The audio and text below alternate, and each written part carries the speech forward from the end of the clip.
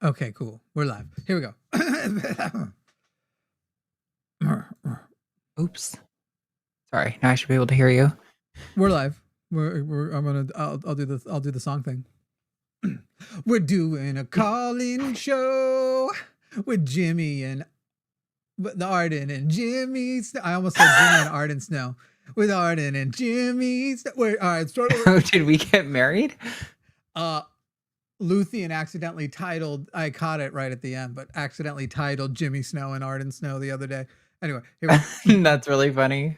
We're doing a call-in show with Arden and Jimmy Snow, and we're gonna let you know that the right can't do right. They know nothing right, and we're gonna make them look real dumb, but that's not hard.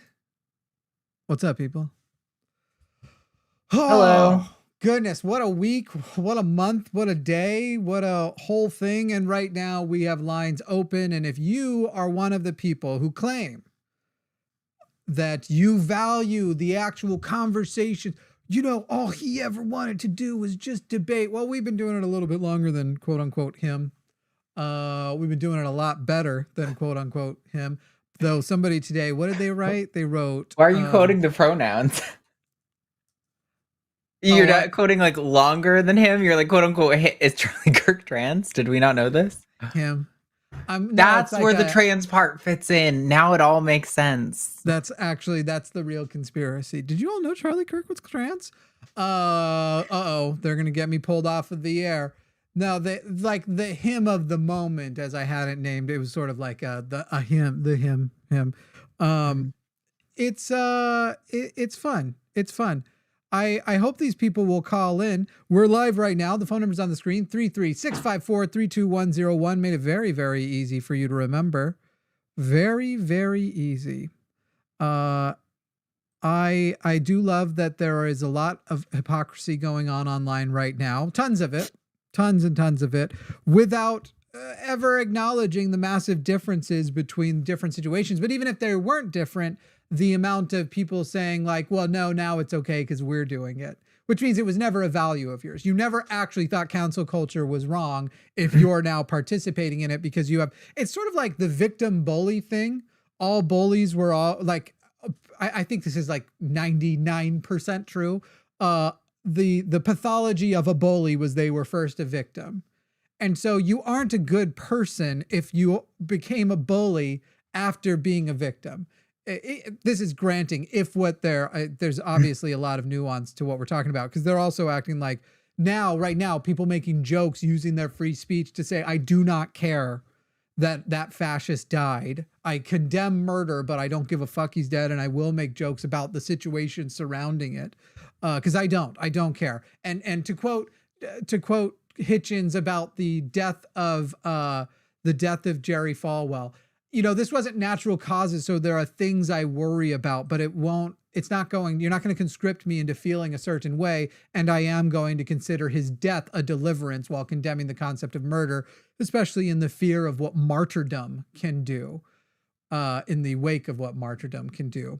I see we haven't changed the title. I'm going to change our little title thing here, to make sure it says our most updated title, which is that MAGA hates free speech, which I have felt for a good long time before this anyway. Yeah. That them saying they love free speech, but they have it on full display. And before like preempting whatever, because I have a tendency to do that, I already know I've been seeing the hypocrisy like mad all over.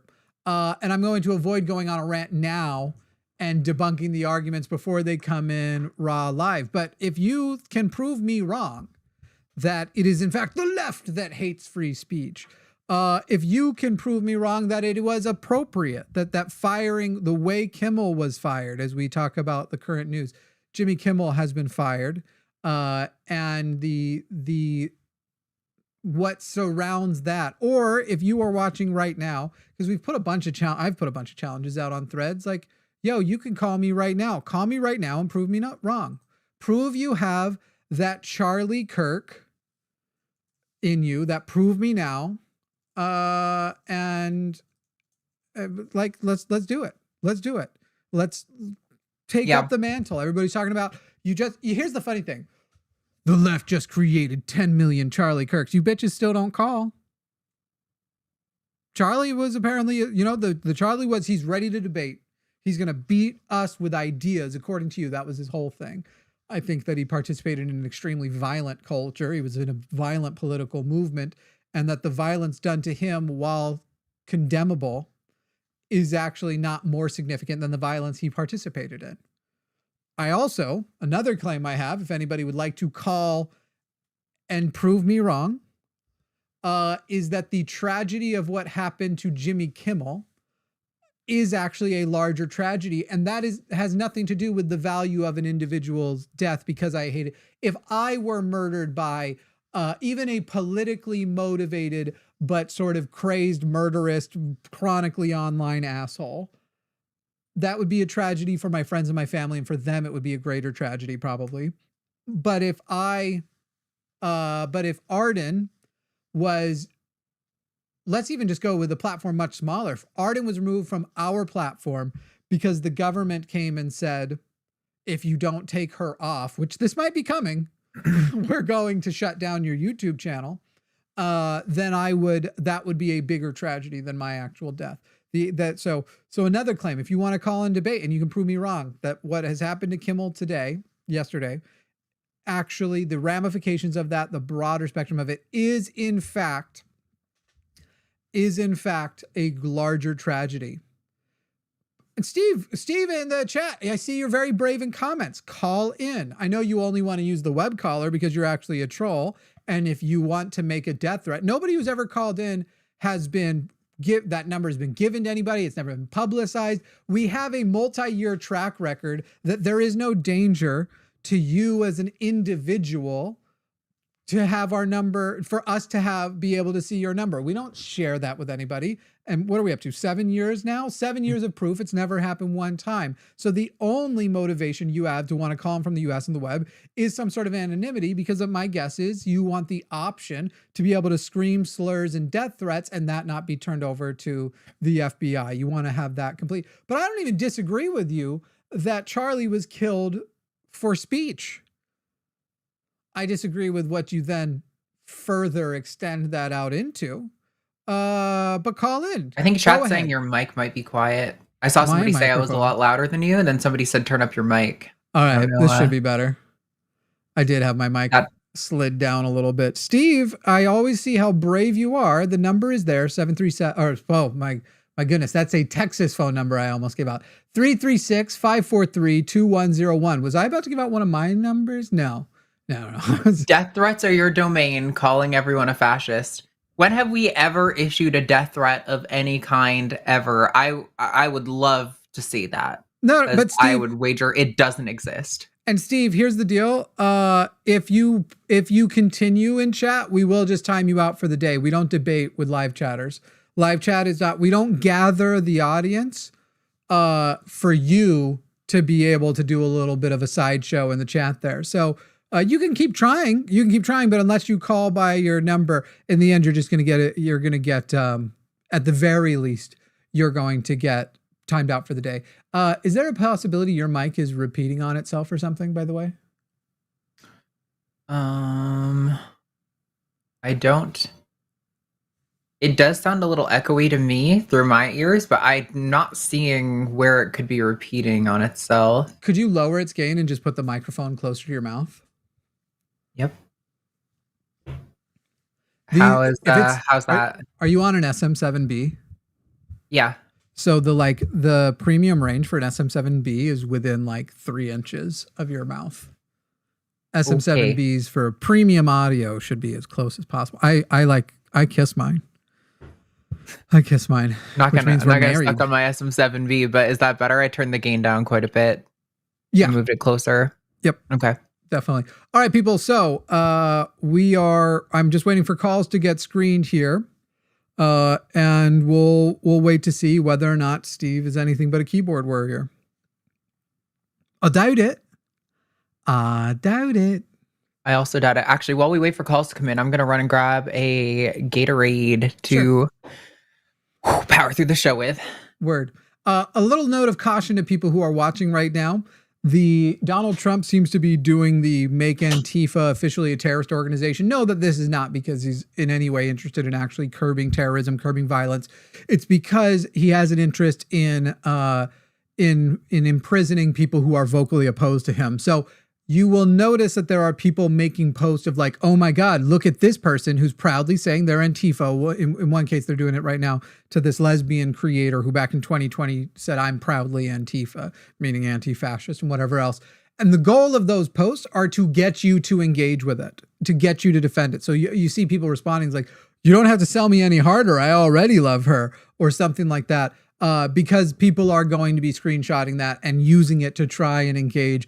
The only good news I have for you is if you're not a public figure like we are, you're probably in less danger because of how clearly incompetent we've just found out the FBI is. But you need to be very, very cautious now about what kind of things you're showing support for and the way that they're going to interpret it to try and, even at the very least, put restrictions on your ability to vote or whatever else. All of the things that they were saying about government control were never true until they actually got government control and are now trying to control your life. Because the Republicans, another claim you can call in and debate with me on, if you are so ready, if you are true, you are right. If you're correct, you can debate. Look how inarticulate I am. It should be easy. If you are correct, you can call in and debate me on MAGA does not appreciate freedom.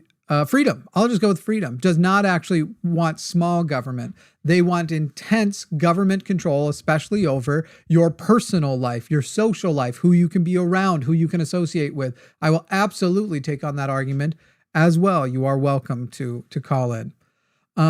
Still waiting on the calls are currently going through screening. I'm going to send a note to the screener. Don't let them talk your ears off. Tell them you got a speed screen. While we're here waiting, also, I just want to echo what you were talking at the beginning. I've been feeling it very strongly for a while now, and I think I've talked about it in a lot of different shows and stuff, but it's been more present than ever, this notion that the right has literally no values, none whatsoever.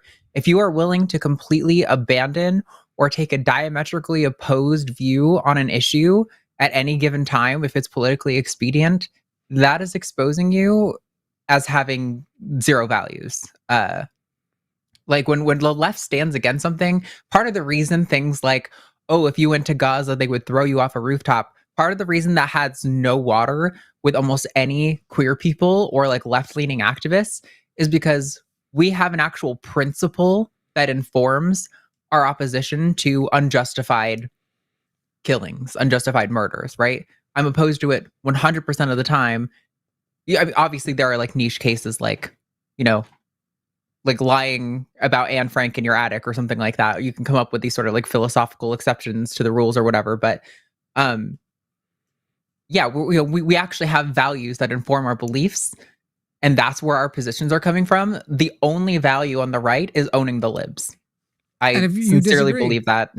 If you disagree, here is your means to disagree. 336-543-2101. Those of you who claim that this is what you're all about, what you're for, let's do it. But let's go ahead and jump into calls here, and we're going to start in the with a MAGA caller from Colorado. Maddie, you are on the line with Arden and Jimmy. Maddie, how are you? I'm doing well. How about yourself? Just fine. All right. What claim are you wanting to make here?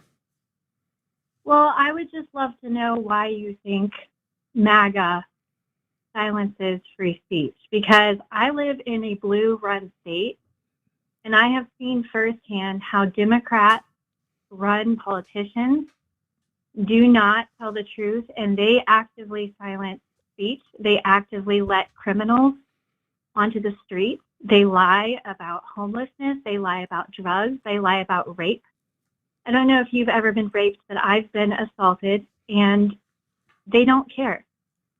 So I would love to know from your perspective, since I know you believe this very strongly, and I genuinely want to know, why do you think that the conservative side is silencing speech when Charlie who invited anyone to speak against him and strongly believed in making America great again.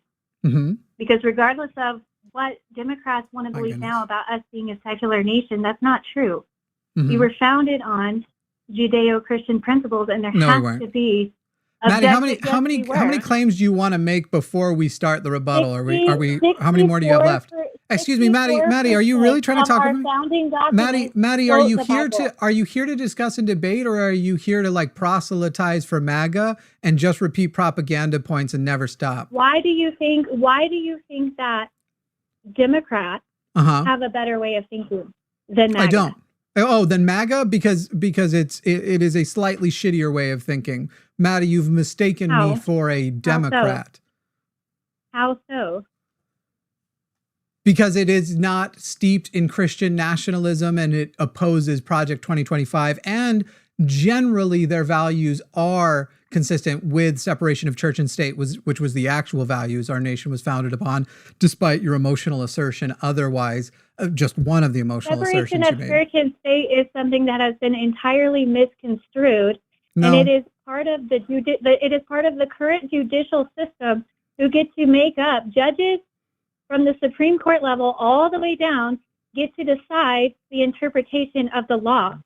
Yes, you are correct that they get to decide despite what the oh my God, Maddie.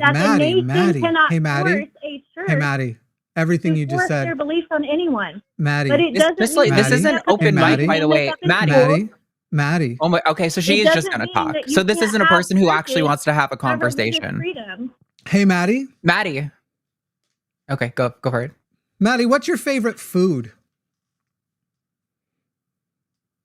Why do you ask? I just wanted to know if you go on a 2-minute irrelevant lecture and say sort of things that are like kind of close to truisms, but like just shy of it. You're quite correct. Judges do get to interpret it the way they want and not the way it was actually established. That if we actually lived in a land where the judges had integrity and were actually constitutionalists the way they say they are, they would be upholding it in a different way than they are. You're quite correct that it comes down to the person and not the actual policy, but you are entirely incorrect in your assertions that it was misconstrued or something by us. Separation of church and state by the founding fathers was absolutely something that was key and important to them. And your concept of founded on Judeo-Christian values, which is a mythical term in the first place. It's not real. It's a way of trying to get basically certain Jewish people to come along with the stupid idea of Judeo-Christian values is almost an oxymoron. You can't actually have both at the same time. It's a ridiculous thing you people say. No, you can't. Jesus was a Jew. Yes, and do you know who doesn't? Do you know who doesn't acknowledge the divinity? Oh my God, Maddie! Stop! Hey, Maddie, can you engage in an actual conversation? This isn't Maddie. Just a platform for you to get up and lecture. That's not what we're here for. We want to have an actual conversation. Maddie, I am impressed at your ability to Kellyanne Conway. It's adorable. It's beautiful. Basically, everything so far you've said is wrong. You're not having a conversation if you're being condescending to every person who We can't have a calls conversation with you because Maddie. every time we ask a question, you do a fucking lecture. Like, can we actually have some back and forth and respect for each other here? Of all the people who thought right, they could okay, debate, that they could lecture me and tone bless me, you are the funniest one. You're literally doing it right now as Jimmy's talking. It's so obnoxious. Holy shit. Thank you for the apology. All right, which assertion would you like? I apologize. Which question? I don't apologize. Know what you think. About which thing from your fine. Gish Gallop would you like a response to? Why do you think? So you said earlier that MAGA is the worst way to think, but that you're not a Democrat. So what do you believe in? I'm a socialist. Why do you think that socialism is a good idea? Because the capitalism has already shown itself to fail, except for unless you are born very rich, with very few exceptions to be. Excuse me, Maddie. They have both literally, that's insane. Jesus, it's pathological. She's not capable. She's not capable of having conversation. It's a pathological thing. That beep you heard, Maddie, was you being muted because you cannot fucking help yourself. I finish what I'm saying, and then you get to repeat your stupid propaganda shit where you're going to go, do you know that over in these places that I designate as socialist, despite the fact that they're under authoritarian rule, which is actually antithetical to socialism? But did you know that these places that I'm going to give examples, as I haven't completed my actual sentence, Maddie, the amount that I know that you don't could fill many libraries. So maybe don't try the condescending, do you know shit, and then complain about condescensions moments earlier. Once again, you prove that MAGA never have the values that they actually espouse they have. You who's sitting here trying to complain about condescension and immediately engaging in condescension. So Maddie, why don't we try again? And you commit to, you're not going to speak until I have finished, because you haven't even let me complete a sentence yet. Here we go, Maddie.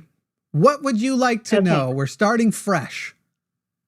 Why are you a socialist? Because capitalism in every way fails to account for wealth inequality, and whether or not it had a use in the past that was positive, we are now also heading toward a world that innovation is going to actually remove most people from the working force. And so since we already exploit our workers, making them mostly unemployed is going to work even less successfully in a capitalist system, and capitalism is on the verge of complete collapse. And so an equitable system that we've already never had, but looking to the forward that we should try to have in the future, would be something like a socialist system. Okay, so what does it mean to you then to be a socialist? How does that benefit society overall? I live it every day. My company is literally ran on a socialist profit model. I own a company and we pay on a profit share that basically the more labor you put in, the more labor you put out. You're actually looking at the number one and number two people at the company. The number two person above me routinely makes more money than me because she routinely works more often than I do and puts in more labor and contributes more to it. So as far as my view of it, it would be not only would we have more co-ops, we would have the inability to exploit your workers and not pay them a living wage, despite the fact that you were asking them to spend 1/3 or whatever it is of their waking hours each week at your place. It would be the removal of the exploitation of labor. It would be the removal of inequality. It would be, you would also have things, since we can't afford it, to remove the worst things that poverty do to us. We would guarantee healthcare. We would guarantee housing. We would guarantee basic nutrition. We would guarantee that everybody is taken care of at a baseline of dignified, and then go from there with how much we allow people to gather and hoard resources. It would be an anti-hoarding economy. Right now we have a pro-hoarding economy. Okay. So nothing is free though. So how do you plan on paying for those with things? The overabundance of money that already exists in our market, and we would prevent billionaires from existing by having a maximum wage. Why do you think billionaires and people who have earned their money They haven't earned their money. Should not have that? Because they How do you haven't know earned that? their money. How do you know? Because there's no such thing as earning billions of dollars. There's no actual defensible way to say a person can earn the value of literally hundreds to thousands to potentially millions of individuals' generational wealth, notwithstanding. First of all, most rich people are born rich. You can't be born, you can't earn something by having been born.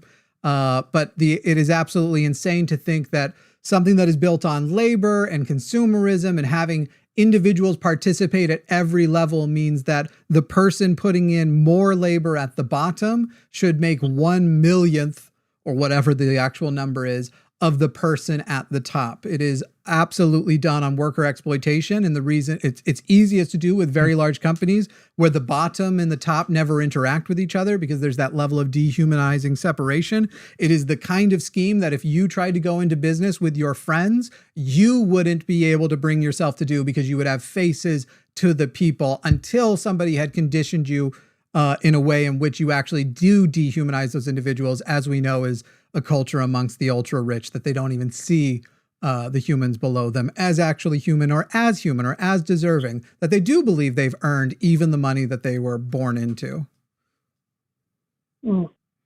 Well, it sounds very nice.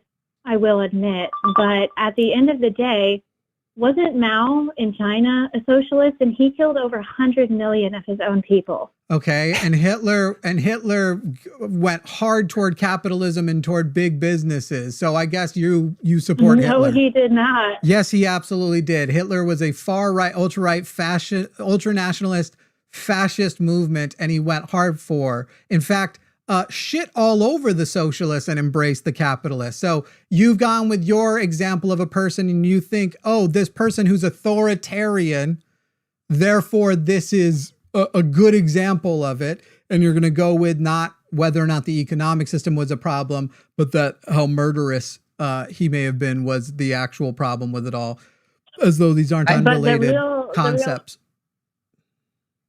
The real problem, I think it's funny that Hitler like the was only not far right. That Yes, was he was. actually instituted by Oxford and a couple of other colleges who, after they started changing definitions in their dictionary, they wanted to disassociate themselves as far as they could from the leftist propaganda and ideology. I like how rather than contend with the actual millions. worldview that's being presented to you, all you can do is point to other systems that aren't the system we're advocating for and say, oh yeah, well, what about that system? I don't care about And that then system. just lie That's not about what we're Hitler. advocating for. Just so everybody watching knows, China Maddie has and just India I'm not done talking. pulled- Okay, great. Again, Maddie, pointing we'll to just mute Maddie systems we're again. not advocating for and acting like that's our responsibility.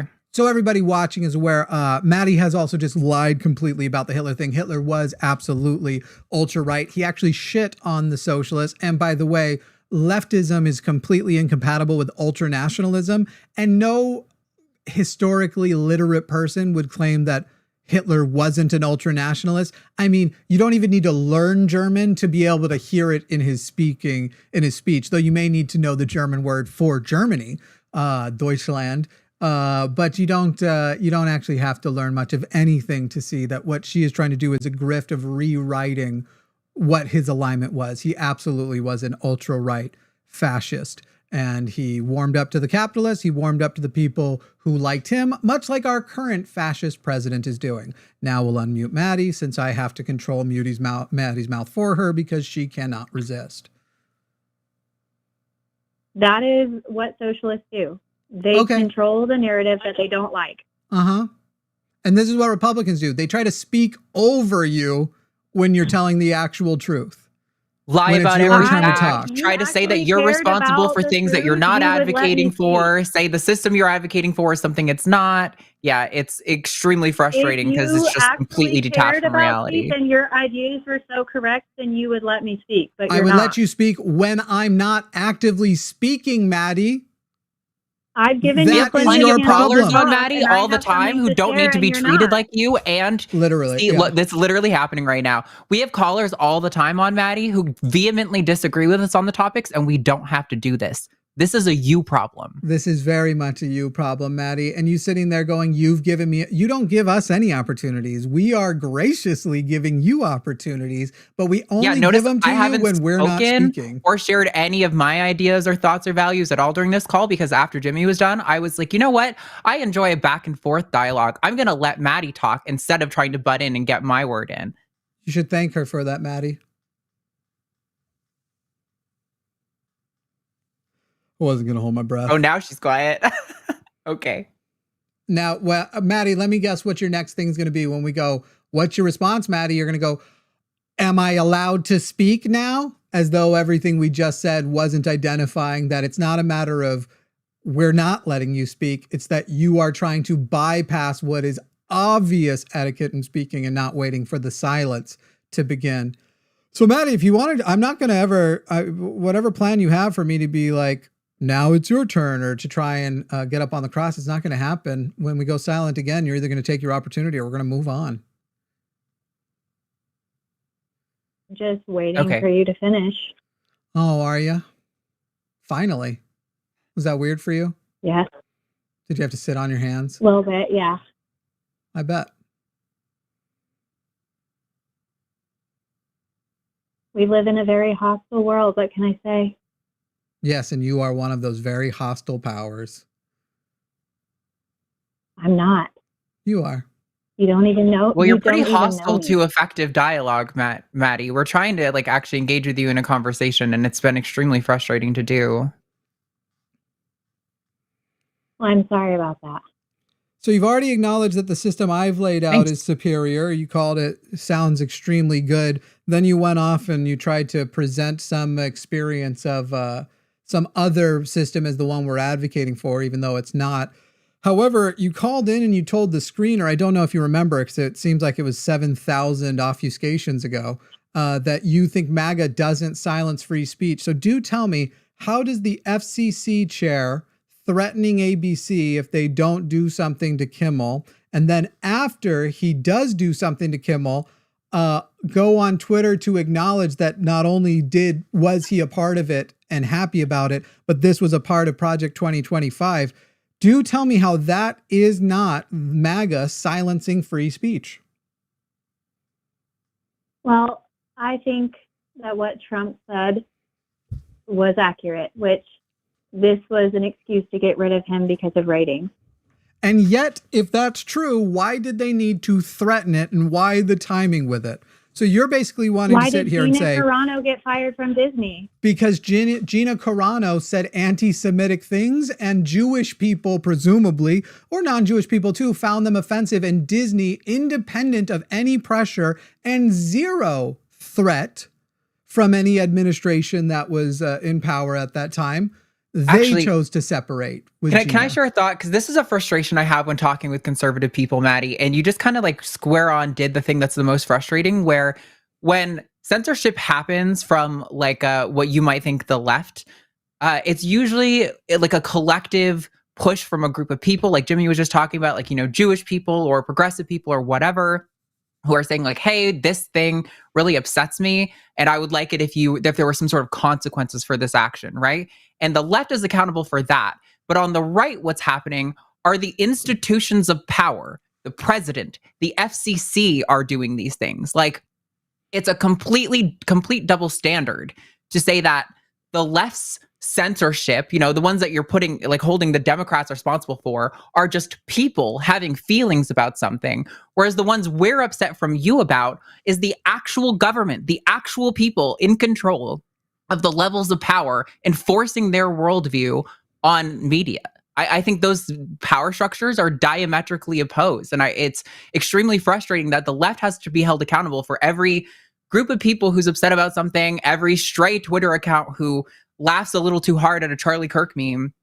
But when President Trump or the right do things that like they're the actual ones enforcing it, it's not the same. Like the power is completely different. So Gina, was it wrong for Disney to fire Gina Carano?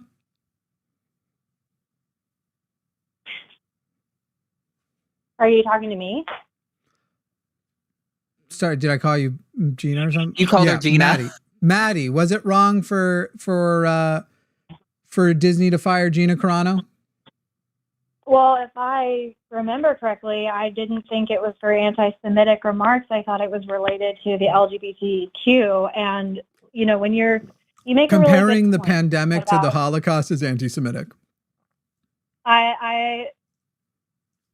Well, yes, I don't okay, think that great. people That's what she should did. compare the death of millions of people to the pandemic, but to say that the pandemic was right when it scarred so many people's lives. Who said the pandemic? What would the phrase "the pandemic is right" would mean? Good Lord! And by the way, you still are trying to get so far away from answering the question. Was it right for Disney to fire Gina Carano? It depends on the reason. Like anything, there's an ethical reason. And to fire who fired Gina not. Carano?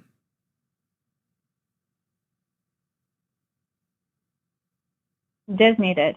And was there any public pressure from President Biden or the head of the FCC chair under Biden to fire Gina Carano? I don't think so. There was not. Who fired? But who fired Jimmy Kimmel? I can give you some other examples. Who fired? Great. We'll do that in a moment. We'll do that in a moment. I know my example that I brought up didn't meet my standard that I'm trying to put forward, but I have other examples that maybe. we're starting with your first example. I assume it was your best, but we'll get to your next ones. You think I'm not prepared? But anyway, who fired Jimmy Kimmel? ABC. Which is owned by? I'm not sure. Disney. So Disney has also fired Jimmy Kimmel. Was there public pressure by the president and the head of the FCC? And did that head of the FCC and president take credit for Jimmy Kimmel getting fired? I'm not sure, to be honest with you. Then your opinion here is ridiculous, because yes, you are sure. Yes, you do know. No, you are feigning ignorance. You absolutely know about the title of the video, which is MAGA. Yes, you guys do hate. Now you're diverting the topic. You do hate free speech. Even designating Antifa as a terrorist organization has nothing to do with worrying about terrorism. It is an act of preparation to be able to silence anybody. It is because you are supporting that administration and you're supporting their actions, and you're here lying and pretending you don't know that Donald Trump and the head of the FCC fired Jimmy Kimmel. That they are responsible for it. He got fired today. I haven't really looked much into it. I didn't even call. Okay, sorry.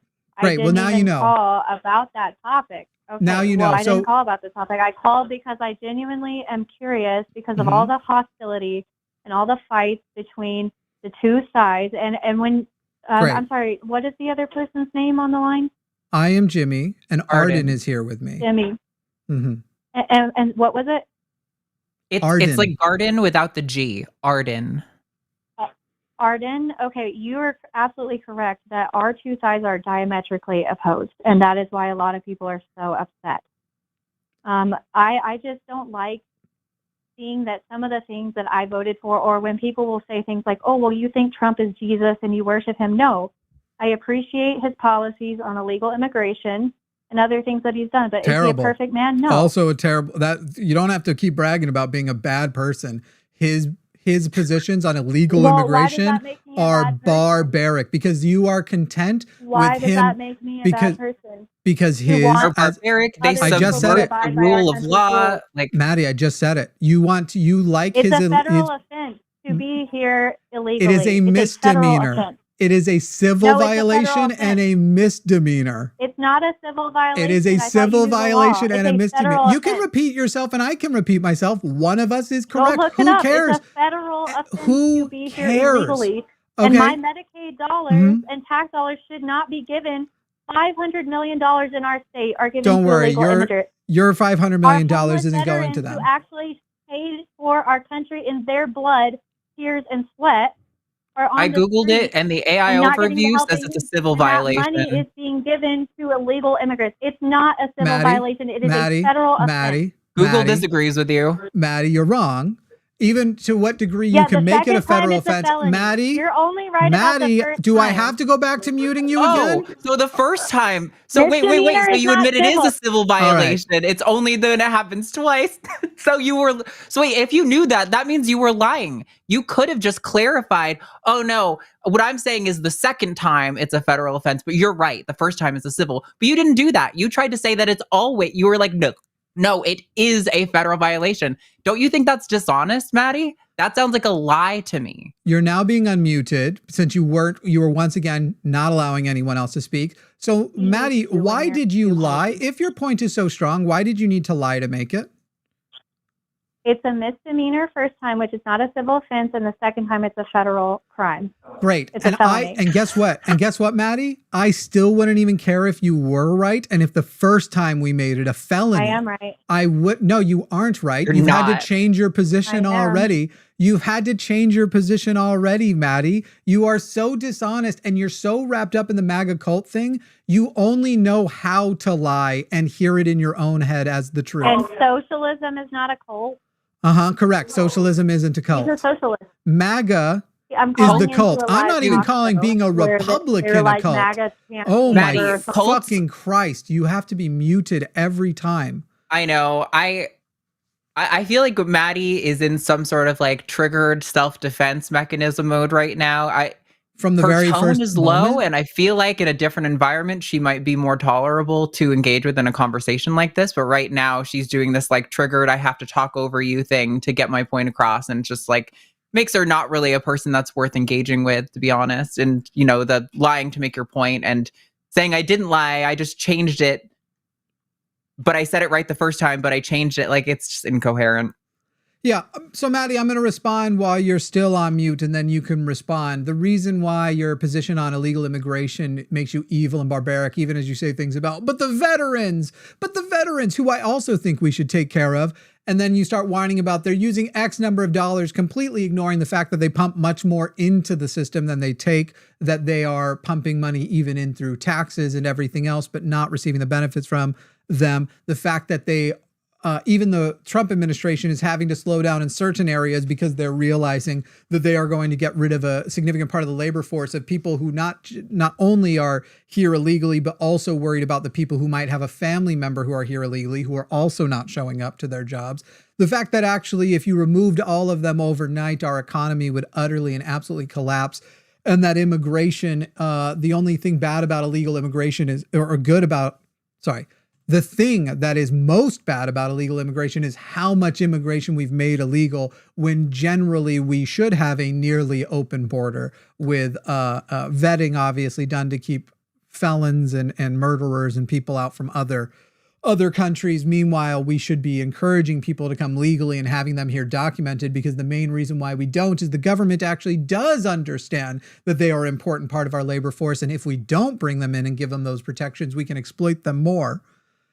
Basically, every side of how illegal immigration affects you is, it shows that barbarism. The fact that a lot of the things are for show, but the exploitation is going to continue. And the fact that they are destroying families, bypassing due process, saying things, going on the news, his administration, his cabinet saying, well, you don't get due process if you're not an American. They don't get due process. What about the due process for Lincoln Riley? They like to say things like that, completely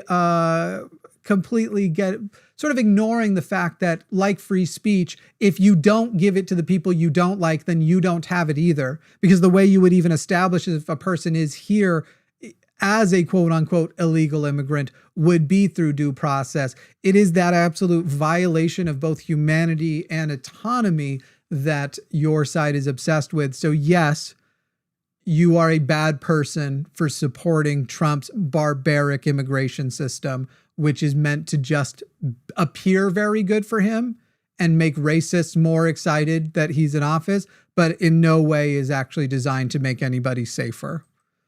Now, Maddie, you are unmuted. Okay. So am I good to share my opinion on this? No, since you asked for a question, you're not. You asked, no. You can in 15 seconds. Do you want to hear it or not? I'll give you permission in 15 seconds. Since we're doing since me saying, Maddie, you go ahead, and you still felt like you needed to do that as some sort of point scoring, let's all just sit here for a minute and I'll let you know when you now have my permission, since that's the structure we're going with. Okay, so you are just... No, sorry, you don't have permission yet. No, not? sorry, hang on, let me go ahead and mute you. You didn't have permission yet. We'll just go ahead and mute you. Arden, what did you eat today? Well, when I showed up here, I had... I didn't have much time, so I took a jalapeno bean dip and slapped that on a tortilla shell with a little bit of cheese, threw that in the microwave for like 15 seconds so it's a little melty, added some hot sauce. It was excellent. That sounds good. I've just had chicken and potatoes. That's it. But I got a roast. I got a top round slow cooking right now. All right. Nice. Maddie, you now have my permission to share your opinion, since this is what we're doing. Oh, no interest? All right. Well, thanks, Maddie, for calling. If you're not going to, what do you think that was going to accomplish? You're just going to go quiet. Oh, hit the wrong button. You're just going to go, okay, bye. It's not like it's been a pleasure. Again, Maddie, there were some ways of engaging that it was employing that I actually think there could be some room for progress there, or at least, not necessarily, my goal isn't to necessarily convert someone, but to actually gain some sort of understanding.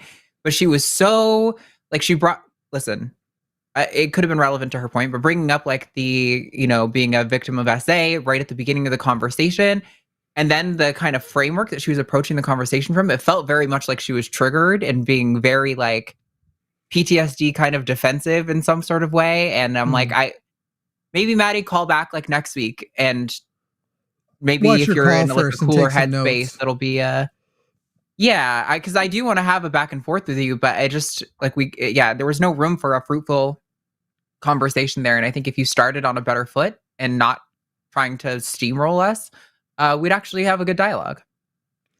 All right, let's talk to Tony in Kansas. Tony in Kansas, you're on the line with Arden and Jimmy. How are you, Tony? I'm doing all right. Yourself? Just peachy. What do you want to? What are you wanting to rebut our claim, or do you have a claim of your own you'd like to make? Well, I don't really have a claim because I don't really care why he got fired. He got fired for whatever. I do care for why he got fired. If he got fired for normal reasons, I wouldn't care.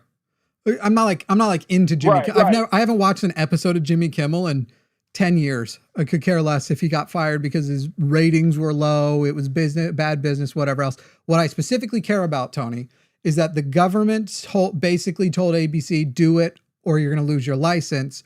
And then they did it. Therefore, the First Amendment has been utterly violated. When this goes to court and hits the Supreme Court, it's a weird thing that I feel it's weird conservatives are doubling down on, because this may be one of the few 9-0 decisions, and it will be at least 7-2. The Supreme Court is absolutely going to side against Donald Trump in this, even for the most part, his judges he put in with very little possible exception. So anyway, go on, Tony. I just want to make clear what I'm actually opposed to. No, and I understand that, because all speech, if all speech is not free speech, then free speech ain't all speech, right? So, and it's specifically, what is free speech to you? What does that mean? It means anything that comes out of your mouth. As a United States citizen, you are allowed to use any words that come out of your mouth, as long as they are not a threat. But what does it mean to say you're allowed to? In other words, would it help if, Tony, can I just give you mine and you tell me if you agree? Go ahead. Sure. I would say that free speech means, as you were mentioning, with little exception, except for like incitements to violence and the like, you are free from consequence from the government, that the government cannot retaliate against you for your speech. You aren't free from social consequences. You aren't even free from corporate consequences. You know, even this thing that we've seen in the last week where people have been calling employers was technically not a violation of free speech in many ways, until J.D. Vance put his finger on the scale, until Kash Patel did, until the government joined in. Unfortunately, Laura Loomer doing it, still technically not violating free speech, but then the government joined in shortly. So put very clearly, you are guaranteed freedom from government retaliation from your speech with very little exception.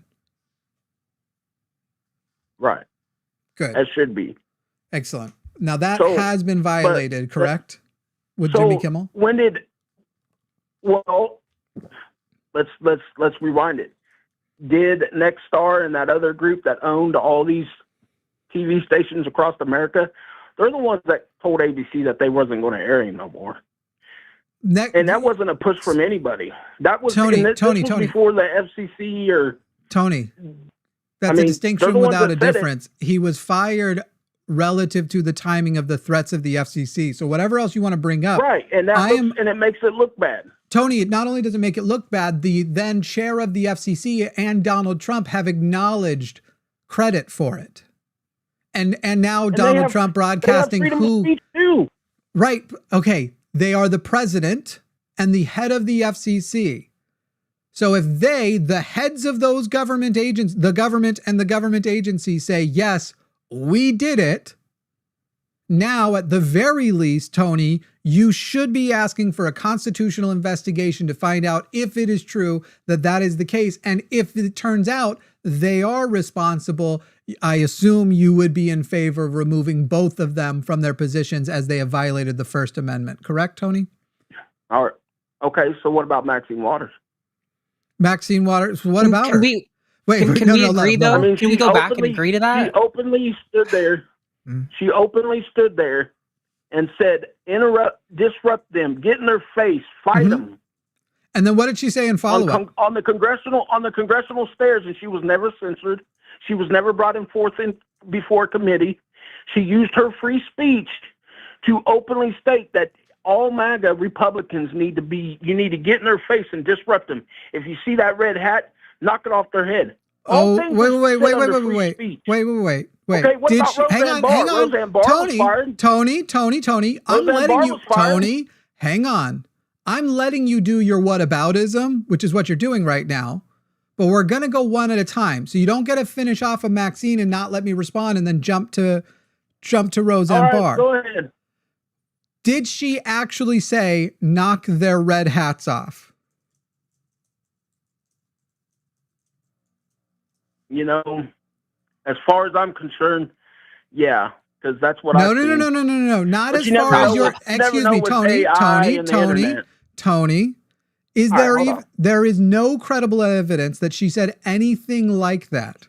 She did talk about protesting, which politicians are allowed to, and she used language that a lot of people thought was too inflammatory, which she then apologized for and amended, but technically all she told people was to protest, and she was using vague terms. She didn't say make physical contact in any way. She said tell them they're not welcome anymore. And nobody is saying that Trump isn't allowed to do that, because nobody is saying take down Truth Social. Look at the crazy stuff he's posting on there. Nobody is saying he should be impeached for saying I hate Taylor Swift, even though the word hate can be argued as an incitement to violence.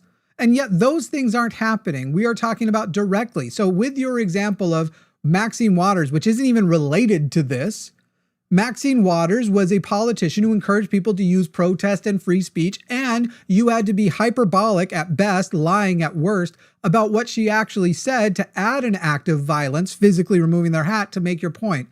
Now, Roseanne Barr was fired by which agency? Which network fired Roseanne Barr? Well, she was fired for free speech, wasn't she? Which network fired Roseanne Barr? ABC. Great. And which government agency told ABC if they don't fire her, they were going to pull the license?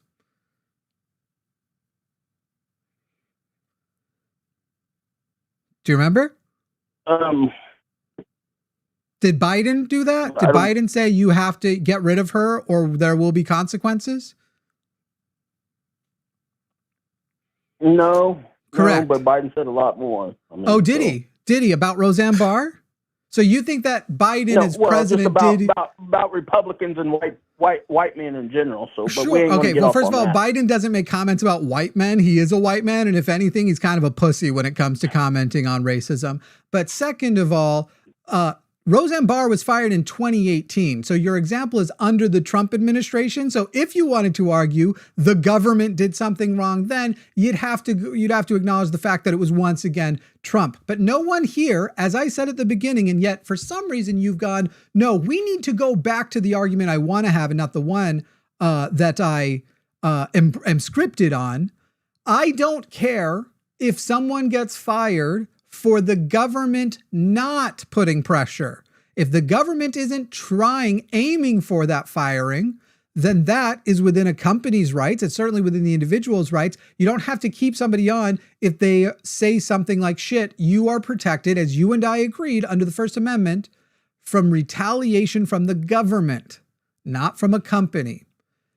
Right now, you have the government a couple of days ago threatening retaliation. Then if he gets fired, and then they're taking credit and broadcasting that they may be going after more. Today, that same guy, Carr, from the head of the FCC, saying that this is just the beginning of it, acknowledging in other posts on X that yes, this was them. And not only that this was them, this was Project 2025. So Tony, give me an example of where the government told an agency, told a company, told a group what to do, and then threatened them if they didn't do it. Other than Trump, other than this one with Trump and someone on the, I would say the left, but I'm on the left, Democrats aren't. But go ahead, give me an example of Biden or a Democrat doing this very same violation. Okay, well, we can go back to Dr. Martin Luther King Jr. Shot and killed by a Democrat. Great, Tony, and I All condemn because of his that. speech. And I condemn that. Oh. Great. By the way, not the government. Once again, you said you were going to give me the government did it against somebody, and you went back, Tony, I'm going to give you to Arden because I can't with you, because you can't follow the basic. You were told to give an example of the Democrats where's government. Where's the proof that Trump or the FCC guy called His own ABC words, all and over told X, them exactly. all over It was X, his own and words the on the inter- podcast. That's and not in a tweet. official. That's not official. Excuse me, not official. excuse me, Tony. So you think that when they say it in the in an interview with Benny Johnson, the FCC chair, you think that when they post on X, you think that when they're celebrating it, when Trump is speaking to reporters, you think that when he posts on True Social, they're all lying that they did it? No, I'm not saying that they're lying. Then why are you questioning? They took credit for it. Why are you questioning it? If the president of the United States Mhm. called the chairman of ABC or Disney and officially told him that they need to fire. What does which officially he wasn't mean here, fired, by the Tony? way. Tony, What does He wasn't officially mean? fired. Does he He have to wasn't send a fired, by the way. notarized note and make a statement to the entire country? What does officially mean? would I think have if to be a words come out of the decree, wouldn't it? mouth of the fucking president, it's official. Tony, you're a joke. You guys called such lighter Really? things. People Really? literally raped women and socialism's got better. canceled for it, and you guys said that was violations of free speech. Now it's only a violation of free speech if the president issues an official press release and does it with the pen of the president. When they tell you the retaliation is coming and you act in response to that retaliation to prevent it, that is not better than any version of anything you are saying. You don't even And this is believe this, exactly Tony. This is exactly what I meant at the But beginning what of the show about about the right socialism? having no actual values What about and socialism? only believing whatever is politically expedient in that moment. Because Tony, you're stating things that are like contradicting the things you were saying before about free speech. So it's just like you're saying whatever's How am I useful for you contradicting in this myself? The moment of the Democrats do it, conversation rather and than it's actually okay. following through with principles of values. That's what we're trying to bring to you, is saying, okay, you have the stated principle of free speech. That would mean you should come to these logical conclusions, and you're resisting it because it would mean very obviously that you should be objecting to Trump and the FCC chair in this case, but you're not, because it's uncomfortable and because that's your team, and because what you really care about isn't your values of free not my speech, team. it's winning the team sports. And Yes, that's why it it's is. so It is a frustrating team. to That's have not a my team. conversation with people like That's you, not my because team. I actually Yes, it have is. values. I actually want to believe things on You have principle, values. not because I care about owning the other team. Socialism is Is it values? fun to own the other team? Hell yeah, it is, because we do debate for a living. It's entertainment. It's identity confirmation. Everyone's cool with that part of It's it. But I entertainment. actually This is value all truth and entertainment. principle. Wow, Tony, Tony, there's such And see, and now There's you just such- honed in on one thing I said to criticize the whole statement I said, because again, No, because what that's you're all you caring guys about is not do. actually You the hone in on one thing principle, that we because what say you're and caring you about is not take it to actually the the bank. principle of what I just brought to But what you, you care about is exposing your socialism. You shitty, want everybody empty to- values. I'm Shut the muting him. fuck up. I'm I'm trying to muting him. talk. The reason you hone in on the one thing I said that you don't like is because you don't have a real response to the other thing, because I'm correct. You don't actually show up here on principle about free speech or actually like freedom or any of these values. You show up to try to win and defend your team. Like, the reason you honed in on the one thing that you didn't like about what I said is because you can't address the rest of it, because it exposes you. Now, What? Tony, you have just been unmuted. You were apparently yelling the whole time. I heard you at the beginning, the first thing you tried to yell, Oh. but it's okay when Democrats do it. So, Tony, please give me an example of when excuse me, Tony, Tony, Jesus Christ, I have to mute you again because you can't help yourself, just like the last caller. None of you who say you're here for conversation know what that word fucking means. Tony, give me now an example. When I unmute you, I will tell you when. When I unmute you, give me an example. I'm not a Democrat, by the way, but I'll still take their side for the moment. Give me an example of a time the government, as ran by the Democrat, used government power, threats of retaliation to remove somebody from the air, and then it happened, and the Democrats also took credit. Actually, I don't even care if the Democrats took credit after. They use government power to get somebody taken off the air for speech. Go ahead, Tony. You said we think it's okay when the Democrats do it. Give me an example of the Democrats doing it.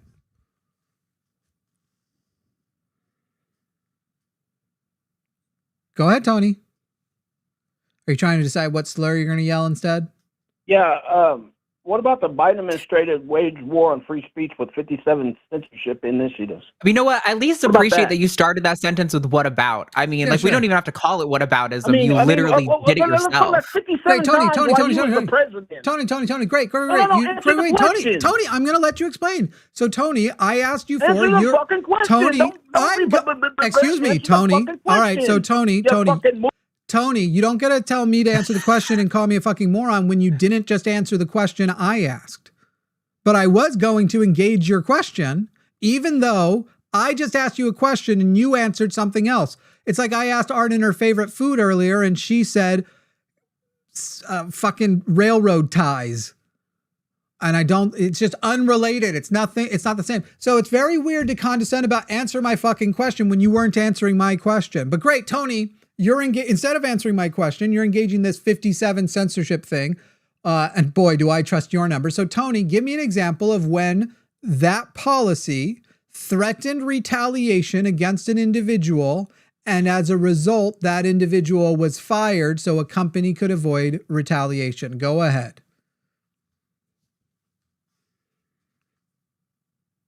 White House senior advisor for the COVID-19 response. The White House senior, what was his name? Books critical of the government's position. The Department of Justice got an activist judge to ban big tech platform X and its owner, Elon Musk. Oh, got you. So you aren't answering my question. Tony, hey, Tony, remember when you were calling me a dumbass because you weren't answering my question? No, you aren't. Name the person fired. Name a person who was fired by the Democrat government. No. You are listing out general bans. Give me the name of the person. No, and they're free speech bans, right? Give me the name of the person who was fired. It all comes back. No, I don't have to name a... Okay, great. Tony, well, that was the question, and you said I was a dumbass. And actually, you do have to answer the question because you're on my show, and I decide how the conversation goes, what direction we go, and you don't get to obfuscate and complain about... oh, they were banning this, they were banning that, even though nothing got fucking banned. It's amazing that people want to tell us that like COVID misinformation was banned when I never fucking stopped hearing about it. For real. Ever. Literally, the best you can come up with is that the government identified misinformation, gave it to platforms, including Twitter and Facebook, and said, don't be elevating this information. It is misinformation and it is against the public health and public good of the people, because it was misinformation and lies. It does not include, if you don't fire this guy or take away their Facebook account, Mark Zuckerberg, we're going to shut down Facebook. But in this case, the government did say, if you don't fire Jimmy Kimmel, if you don't muzzle Jimmy Kimmel, if you don't quiet Jimmy Kimmel, we are going to take away your FCC license. We're going to shut down ABC. Tony, the reason why you're not answering the question is you don't have an answer. You only have whataboutisms. Let's see if you can answer directly this time. Are you still not going to engage, buddy boy? I'm not a boy. First all right. 9. So Tony, you can answer? Million people lost their jobs. 9.6 million people and none lost of their that, jobs. and none of that was because the government told those companies fire them. It was direct. No, it was direct reaction to COVID-19. And yet none of it was the government saying fire them or we will shut you down. Great. Show me where they said that. Show me where they said fire them or we'll shut you down. The government put us in our houses for 2 fucking years. Oh, great. So you're still... them? Oh, Don't I remember that. I remember Okay, Trump starting now that. I remember how, no, I'm not going to shut up and let you speak because this isn't your house, it's mine. And you still aren't answering my question. You can't name a single person that the government said, fire them or we'll shut you down. You can only point to these vague fucking things, and then talk about, by the way, yes, they are. Yes, they are. Weirdo. Okay, great. Tony, you are too stupid to engage. You are too bad at this. You are too dumb. You don't understand. And you're too dishonest. You just won't answer the actual question asked of you. We would be productive if you would. We should employ the same tactic we did on Maddie. Tony, before we move on, what is your favorite food? All right, I'm unmuting you. Go ahead, Tony. What's your favorite food? Nazi means National Socialist. Hilarious. Cool. So you aren't capable of answering a question. Hey, that's interesting. What's the full name of? Hang on. Tony. Tony. What's the full name of North Korea? What is the full name of North Korea? You just said it, Korea. No. The full name of North Korea. I'll give you the initials. DPRK. The National Republic of North Korea or some shit like that. No. The Democratic People's Republic of Korea. Now, would you say North Korea is a democracy? Well, the United States ain't a democracy. We use democracy. Would you say that oh my God, answer the question I'm asking, not the one that you want to. Oh my God, you're this dumb. No. Tony, let's go down history would here. you say, Tony, you really have misassessed who's going to, I don't think your side's going to walk away going, yeah, Jimmy was the dumbass there. Tony, is North Korea democratic?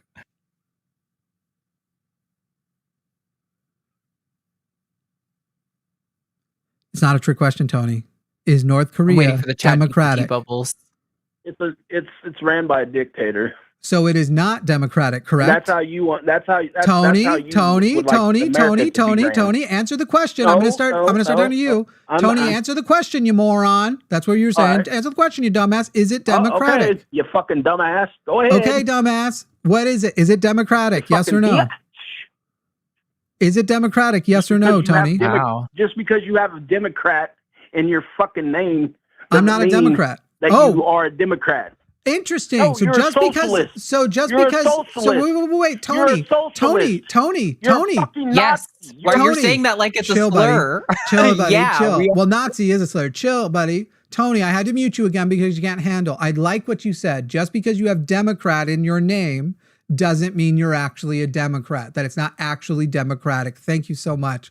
Now I'm going to blow your fucking mind. Just because the Nazis had socialist in their name doesn't make them actually socialist, especially when they then shit on the socialists and were an ultra-nationalist party. So you've already acknowledged that they weren't, that it doesn't, just because it's in the name, doesn't mean that's what they actually are. You've acknowledged it now, Tony, so now I'm going to unmute you. And if you would like, we'll start with, please define, Tony, socialism, and it has to be a definition that I, a socialist, would agree with. Go ahead, Tony. But that's not how it works, though. Yes, Just it is. because you disagree with my definition. Yes, it is. Doesn't mean that it's not right. Okay, fine, Tony. You're a pedophile by my definition. Are you okay with being called a pedophile? I will find you. What will you do, Tony? And what are you shove gonna the do? words down your fucking throat. You're going to do what? What's that, Tony? What are you going to do? I have your phone number. What was it again? Go ahead, Tony. What were you going to do? You have my phone number. Yeah. You have my phone number, so come find me. Oh, no. The FBI. You're making a threat of violence on a public show where we have the FBI. He just called me a fucking pedophile. Tony, the FBI. Tony, the FBI is what? Hey, Tony. Eat a fucking dick. You just bait. Tony, if you think he actually called you a pedophile, that's the problem with this conversation. Is you're not smart enough to understand what he's doing there. But Tony, it's not me who's going to find you. I have your phone number. It'll be the FBI who finds you because you just made a violent threat publicly. It'll be the FBI coming to talk to you. And you're welcome to repeat yourself when I unmute you again. The actual point was, you don't get to call me a socialist and tell me I have to pick up your version of socialism. You need to define socialism in a way that I agree I am that kind of socialist if you're going to put that tag on me. And when you said, well, that's not how it works, you have to pick up mine, I said, oh, so I can decide what a pedophile is. And maybe I'm just going to go, a pedophile is somebody whose name starts with T. So Tony, you're a pedophile. Are you okay with that? Or should the definition actually be an accurate definition that you would want to be a part of? Now I'm going to unmute you. Feel free to repeat your threat. I'll give that one to the FBI as well. So socialism is when you have two cows, the government takes both cows, keeps one cow, and then spreads the rest of the cow out to the whole people. Yeah, not remotely Socialism correct. Socialism does not work. Has never worked in the U.S. in the history of the world. How do you know that? The only the only one that's How do you the know only that? one that's been stable was Cuba, but Oh, what then happened it to was also Cuba? ran by a dictator at the same time. What happened to Cuba? Why was Cuba's socialism that was going so well? What happened to it? What do you mean? It's ran by a dictator. What happened to Cuba's socialism that was going so well? Nothing. What happened to every country's socialism that was going so well?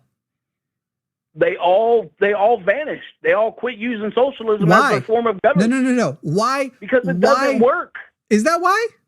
Because it does not Tony, work. you sure about that? You sure that America didn't go in and use the CIA to undermine their government and literally create unrest and my spread God. propaganda? Here we go with the CIA. Well, bullshit. Tony, I mean, that's what it's your side literally always goes history. It's literally history, Tony. I'm sorry that to. you are. But you can use history, and you can I make can it and I will, Tony. whatever You're damn right. whatever I can use fucking history. output you want to put, but you can't use history and say that it's the Americans' fault that Venezuela's crashed.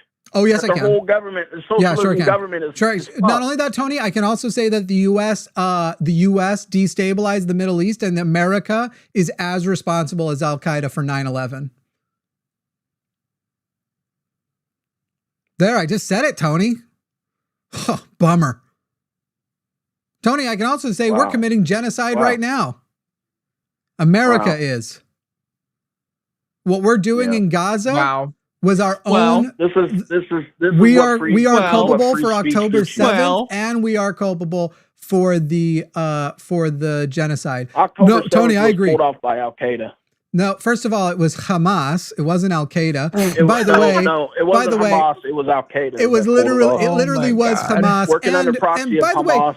let's also not ignore that the IDF was killing their own citizens on October 7th rather I than don't let have them no. I don't let have them no actually qualms be with- taken as I don't have hostages. I'm not going to debate you on anything over in the Middle East because I don't give a shit about the Middle East. Yeah. Honestly. Yeah, and it undermines your points really I give a bad shit about how about the America United States of literally America, dips their the dirty way little that this dick country is into going anywhere that they want to destabilize so that they can exploit those areas. But You- when has America you- ever tried to exploit anybody? You want to live under these freedoms, but you don't want to. Tony, my freedoms are eroding. And defend the freedom. Excuse me, I'm doing it right now, Tony. And my freedoms are You don't want to getting step to the plate and defend them, Tony. Are you in the military? Nope. Have you ever Too old to served? be in the military.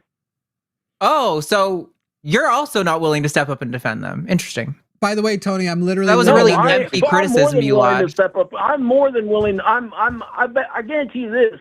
I'm more than willing. Tony, to the step fact up and that you're defend the rights willing of to the go shoot Constitution. like your And what gay you and immigrant and neighbors your with your boyfriend shotgun are, doesn't mean okay? you're willing to defend Are your your- freedoms. Yeah, Tony, no, you Whatever- aren't. You whatever- aren't. You whatever actually it aren't is. more willing to step up. You actually aren't more willing to step up Really? because if you were, Really? you would actually be defending the you ain't. rights of both the people here who you just tried to denigrate with I'm not going slurs. to defend the rights of By the Jimmy way, Kimmel. you Jimmy also Kimmel did that on earlier, his own excuse me, Tony, you also Cool. earlier in this call threatened violence against speech. You I literally didn't threaten violently no threatened violence, me. you pussy. Yes, you did. called me a pedophile. You Yeah. know what you did. Tony, You it's all literally freedom did of threaten speech. violence. hey, Tony, I you told literally you literally have threatened to violence. Shove your words down your throat. That's Tony, not I gotta tell you- that's not a threat to I gotta violence. tell you, That's Tony. making you eat I gotta your tell you, fucking Tony. words. I gotta tell you, You Tony. can suck my balls. I gotta tell you, Tony.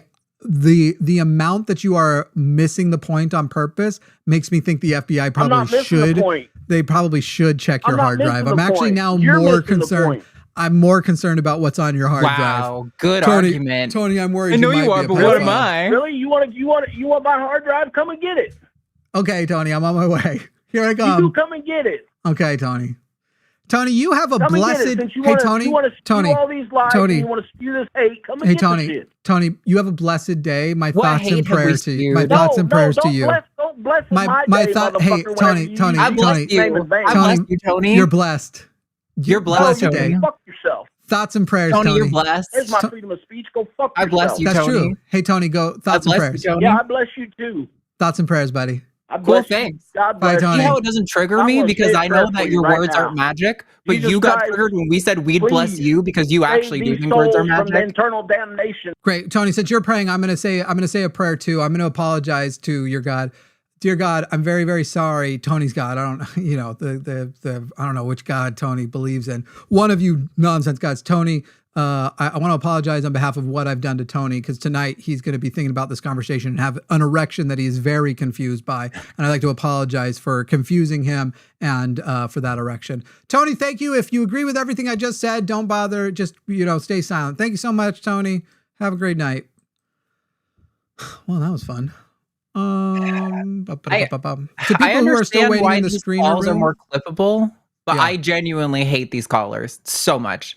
Like not individually as people, but like the quality of caller who's incapable of engaging with an actual question. Like I asked him what food he likes, and he said something about the Nazis. Like the socialists were Nazis. Nazis were. I just don't. I thought he was going to say nachos. I did. No, me too. I was like, oh, maybe I misunderstood, and he's going like a nachos route. But no, he just completely ignored the question. Yeah, it's okay. We'll get an honest one, and I bet we're about to talk to him. Zach in Florida. I bet you're the person we've been waiting for a honest conversation with all day. Zach, how are you doing? How's Florida this time of year? Oh, dude, it's hot as hell. Very humid. What's the temp today? How are you two doing today? I'm sorry? What was your temperature today? I'm just curious, because I think we hit 94. We're down in Austin. Jeez, I don't even know, to be honest. But if it's like 85, the humidity turns it up like an extra 7 degrees. That's true. It's real bad. It's absolute butt crack out there. I was hoping to make a claim. First of all, God bless Tony. I hope all is well with him. I just wanted to say, in recent events that have taken place, specifically like Charlie Kirk's assassination, I feel like if you're happy with Charlie Kirk's death in any sort of way, or you're supportive of it, I think it is very demonic. I think it's incredibly barbaric. And I think it's exactly what Hitler would be happy for. Same thing with killers and rapists, xenophobes, homophobes, like all of it. I think that it is going down a really dark path. I don't care who you are. I'm a massive Star Wars fan. I absolutely detest Kathleen Kennedy. I hate her guts. I've talked about her for 7+ years to my friends. They all know I dislike her with a passion. I would never, ever want to see her getting shot the way that she did in front of her family. God forbid her kids even see it. So it's just, to be honest, is this I a feel general like it's point very you're making, demonic. or you feel that somebody here has said they were happy he got shot in front of his family? No. I'm not trying to imply anything on you guys. To be honest, I just was doom scrolling on YouTube, saw you guys, and I just wanted to share a little bit of just how I feel about the state of the world right now. Sure. I feel like politics in general has really split us up apart as human beings, but I feel like the best thing to do is to come together with like-minded ideas. We are going to disagree on a lot of things, but if you look at politics as left or right, you're looking at it the wrong way. Politics is a circle. If you go so far left, you tend to become a right-winger. If you go so far right, you become a left-winger. I totally disagree. It gets to this point where I believe left people on the left, when I grew up, and I'm not a very old person. I'm 27, so I don't have much experience in this world, but but from what I've seen, how I grew up, I always believed that the Democrats were the side of free speech, freedom of religion, freedom to do what you want to do, and no wars. Are we doing the Democrats or the left? Democrats. The Democrats aren't on the left. Yes. The Democrats. So Tony or Zach, Zach, what I think you've fallen for is a couple of things. First of all, it says here you're conservative, and I think the kumbaya stuff that comes from the conservative side. I don't agree with all of their opinions. Sure, that's good. I think a lot of that just kind of comes from the guys, I just really want things to be more peaceful from what I can see. And it's a total maintaining of an ignorance of the utter violence that a lot of people are already living under. So when you say if anybody's happy in any way that Charlie Kirk has died, I don't even agree with that, because I think it is justifiable for people who believe that they have been living under a thumb of oppression that Charlie Kirk heavily scaled, was heavily had his own thumb on, a scale of oppression, not a thumb. I mixed up my analogy there, but I think you follow. And I think if a person sees the removal of that person as no longer able to infect the minds of young people with lies that lead to more of that oppression, for them to experience a sense of relief, I don't fault them for. But to say they should be then, I don't think we should celebrate murder. I don't think we shouldn't be out there being like, yeah, remove more due process. And mostly is a pragmatic thing, because the moment you say that is where we're at, then it comes for you too. I don't want to be murdered for speaking, and even if you want to call it indoctrinating, therefore I don't want to see other people murdered for indoctrinating. But you have also fallen for a two-party system as though it's real and is significant and exists in this country, and that they are mostly opposed, and they're not. Even just look at places where you don't have to go necessarily to my extreme of very left-wing socialism.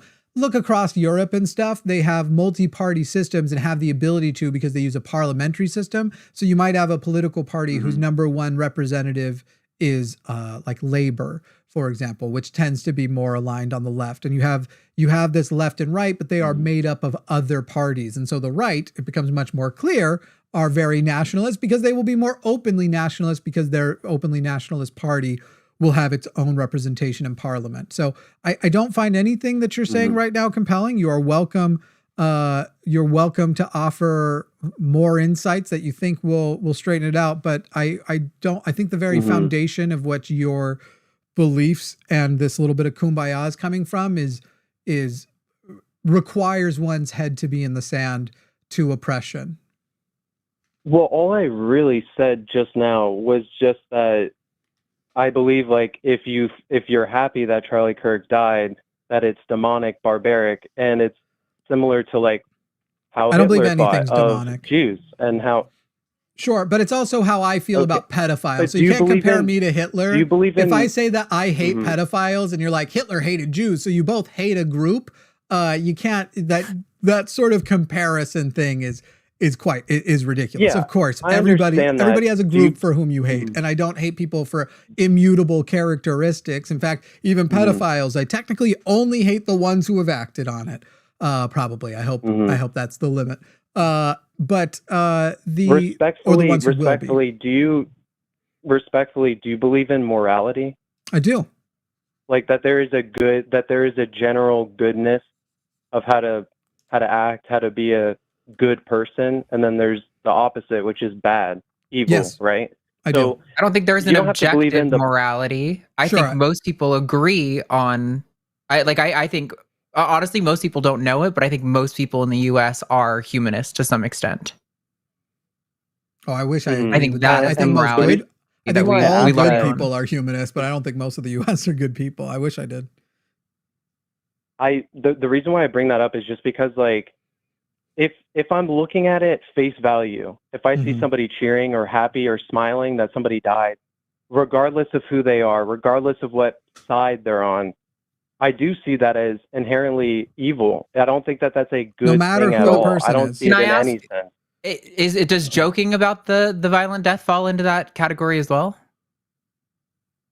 I think it's very cruel. I think that comedy is a great example of good free speech. Like, we're able to joke about bad things such as like 9/11 or the Holocaust. However, part of the reason I brought this up, I'm going to stop you just because I don't want to go too far on a tangent. But the reason I brought it up is because Charlie Kirk famously made very mocking remarks about like George Floyd's death, for example, right? So and Paul Pelosi's violent attack. So like I listen, celebrating something super, super violent and gruesome like that across the board, because again, I think that the left cares a lot more about principle when we stand in opposition to something morally. I'm opposed to violent murder, unjustified killing across the board, point blank, period.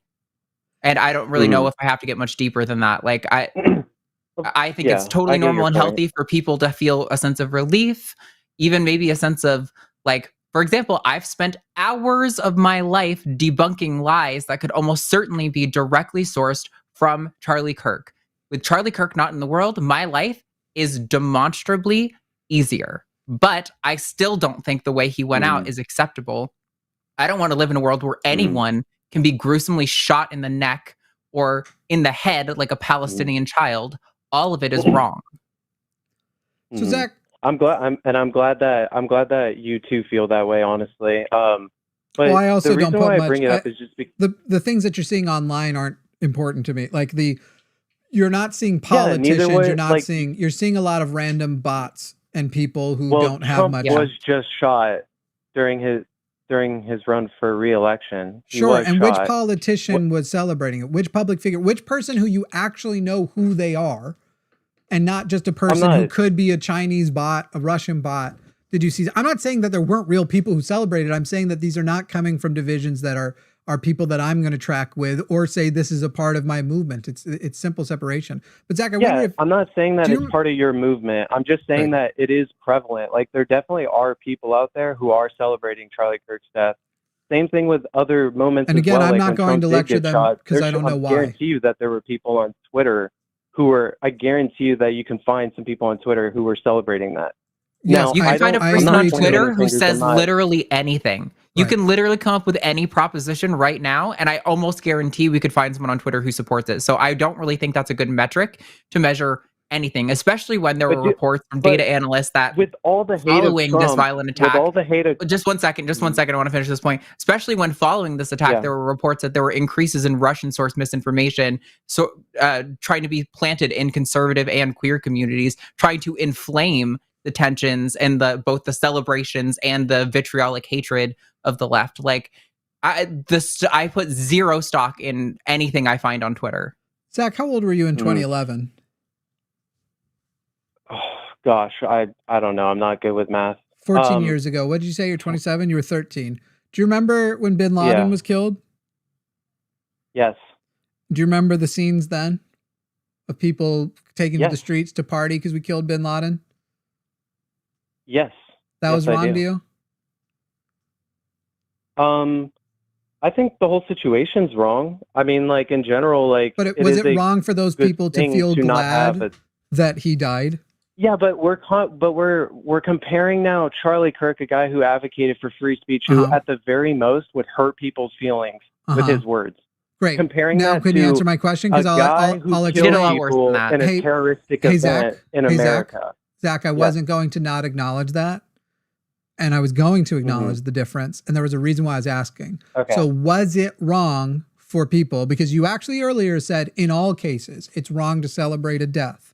Was it wrong for people? Let's say a person who from New York, who had a family member die. My family's from New York. My family knew people who died. I've met people who had died in 9/11. I wouldn't say I was close to any of them, but somebody whose husband died, whose cousin died in 9/11, who upon hearing the news was joyful and celebrated. Have they committed a great wrong? Yes, and I'll tell you why. I think that in general, I just disagree. That's just your feelings then. Let me explain my point. I think that it's better to feel sorry for the whole situation rather than gleefully, joyfully happy of the outcome, the conclusion to it, which is Osama bin Laden's death. Zach, has anybody you ever known been killed, like murdered? Like, have you actually experienced violence in your life in that way?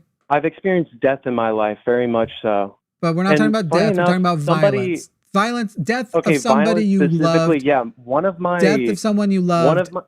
And somebody, and it was at the hands of somebody else. That somebody else did it.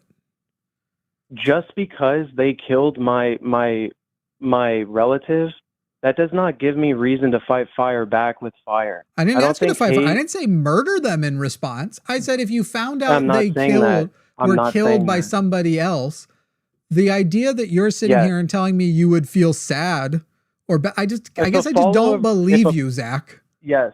If I went through that situation as a follower of Christ, I would forgive them.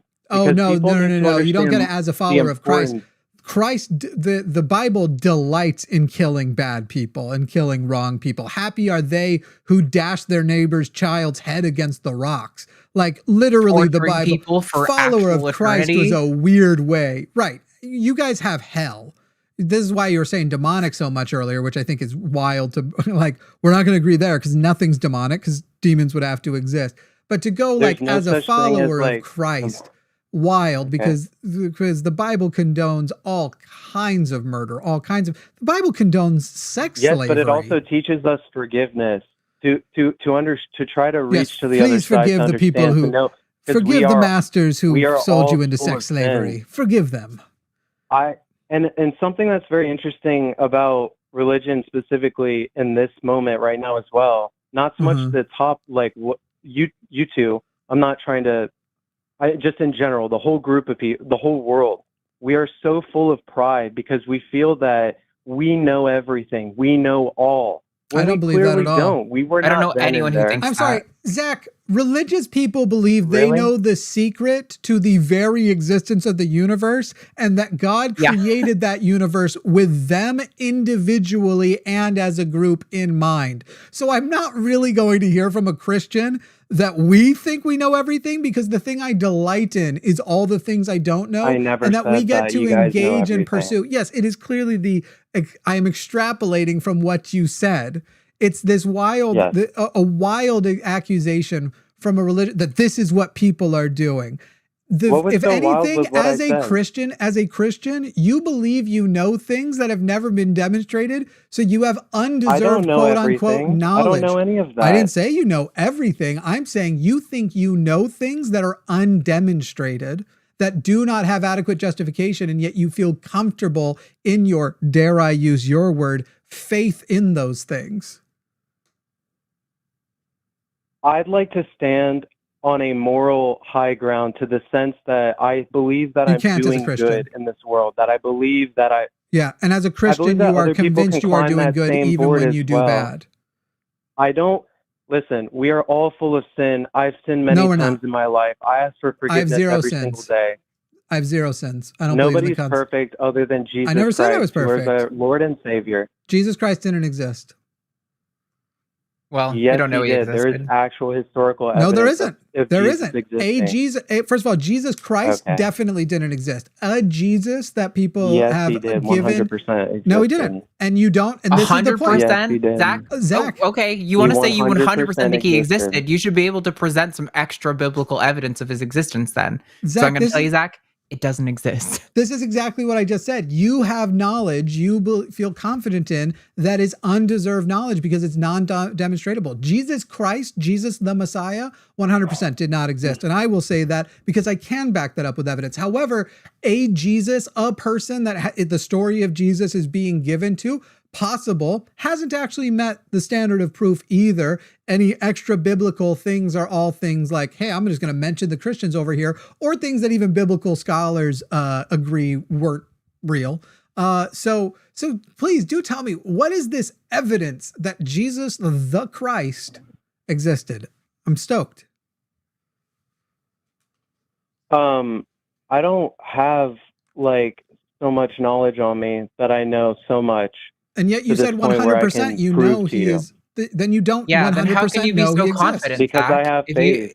Faith is not knowledge. Faith is hope. I know your And Bible also- better than you. Mhm. Hebrews 11:1. It I is the find it hope for things unseen. Mhm. It is not 100% knowledge. Mhm. It is faith and knowledge are distinct from each other. Otherwise, you wouldn't need Mind the word you, faith. Yes. Mind you, I am a new Christian. But that My being condolences. said, I will... Condolences? No, I'm actually happier because I am a Christian. You think you are. And it's not because you're a Christian. It's because you have community. So you're telling me how I feel about myself?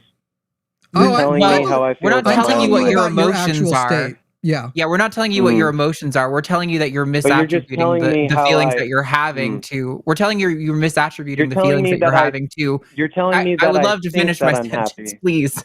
We're telling you that you're misattributing your happiness. Your happiness that you're getting from this isn't coming from the supernatural creator God of the universe. It's coming from the fact that you have a community now. You're surrounded with people who have a like mind to you. I'm not contending that you're happier now than you used to be, and that even the changing moment is your involvement in Christianity.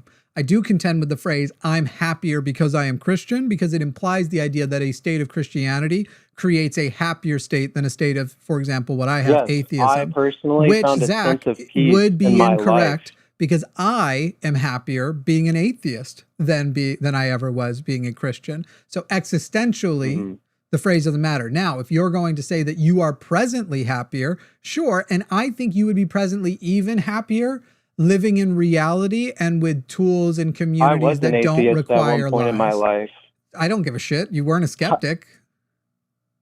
But Atheists aren't universally smart. Atheists aren't universally good. Atheism is the answer to one question. I give a fuck about you being an atheist. It doesn't impress me at all that you went from atheism to Christianity. I spent most of my atheist life not as a skeptic myself. I'd say I only became a skeptic 7 years ago, and a competent one maybe Listen, 3 years ago, and I've been a YouTuber at it for 7. So respectfully, I appreciate being on the phone with you guys.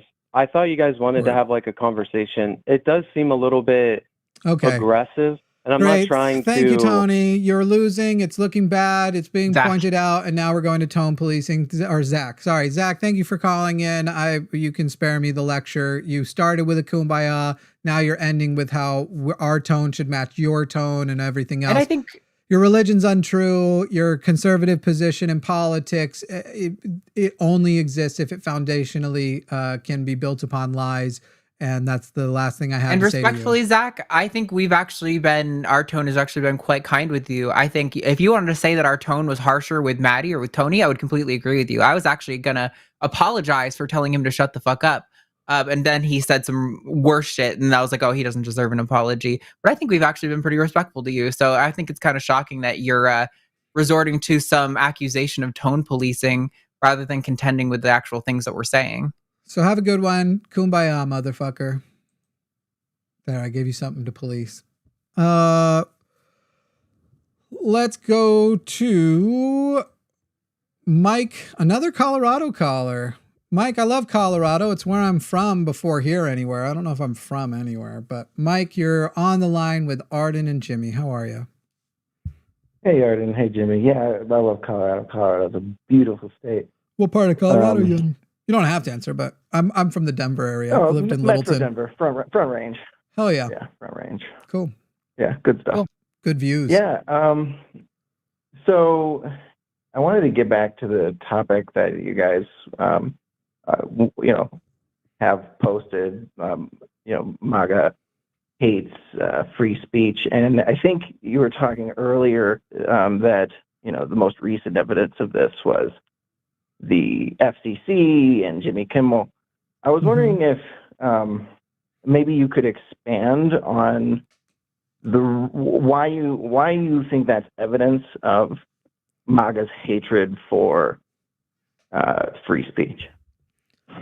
The overwhelming, you can go look yourself if you like, from actual public figures and the president and right-wing politicians all defending it. This is absolutely an obvious violation of free speech. This was over a joke that actually wasn't celebrating Charlie Kirk's death at all, but he had the audacity to speak to anything adjacent. He made fun of how Trump, in wanting all of this sympathy, was apparently, when asked about how he's holding up, instead of answering that question, starts talking about the ballroom they're about to be building. And then he brought up that the right stated a fact that the right spent the weekend trying to paint the shooter as anyone but one of them. Never actually says the shooter was one of them. Then there's this clear retaliation and this action that happens by ABC. And not only was the FCC responsible because we can go back and play the tape of the pressure they were putting before, but then once it happens, they embrace the head of the FCC, and Donald Trump embraces it.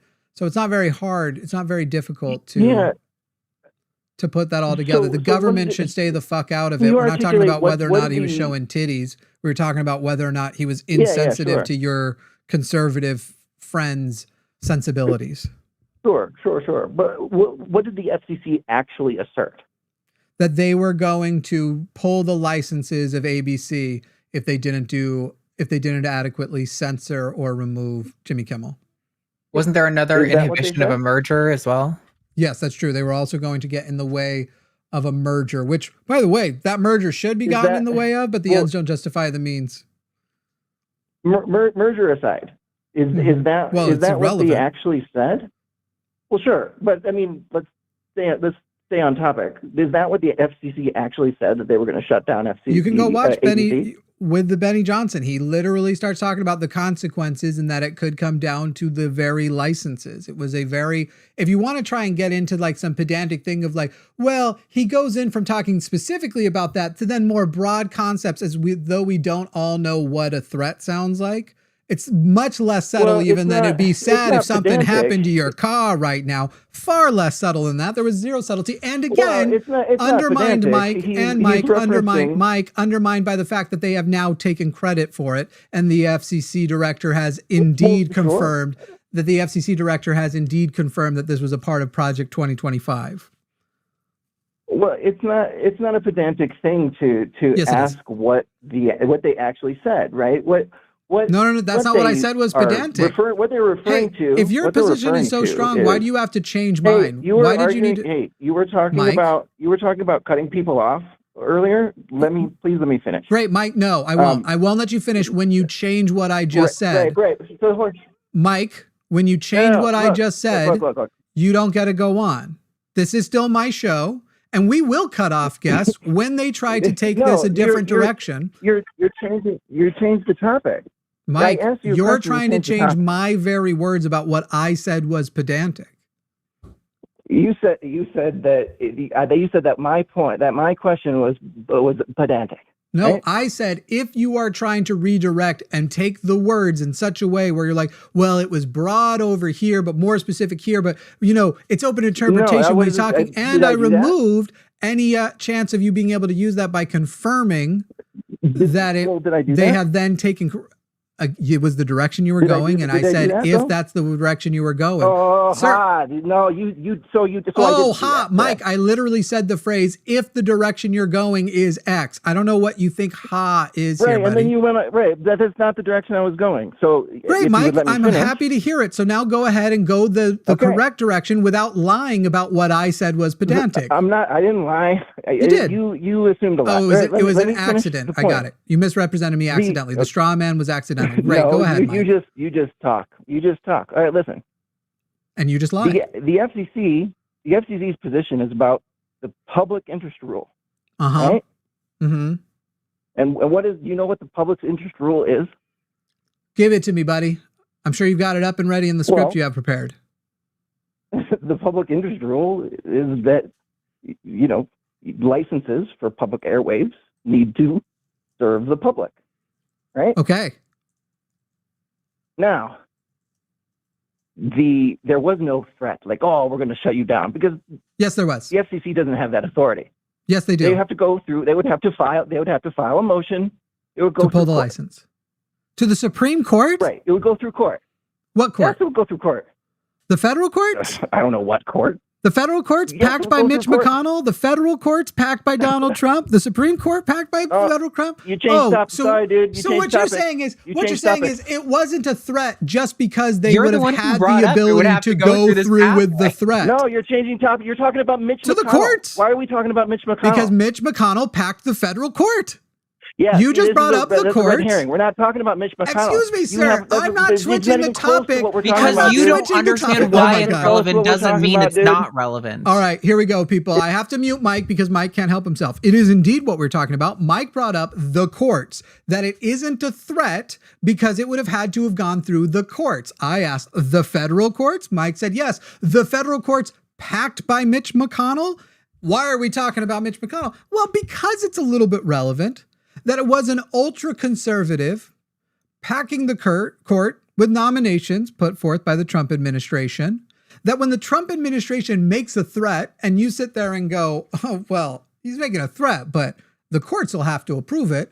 And then you establish that the courts are his too. So if somebody makes that threat to me, if somebody threatens me with something else and I know the judge is going to be their father and that the resolution is going to have to be, if I sit there and go, well, shit, the judge is their father and has a pattern of helping them out before, even when it's unjust, I guess I think that this threat is true. And then I respond to it. Well, Jimmy, that threat they can't threaten. They don't have the power because they'd had to gone through the courts.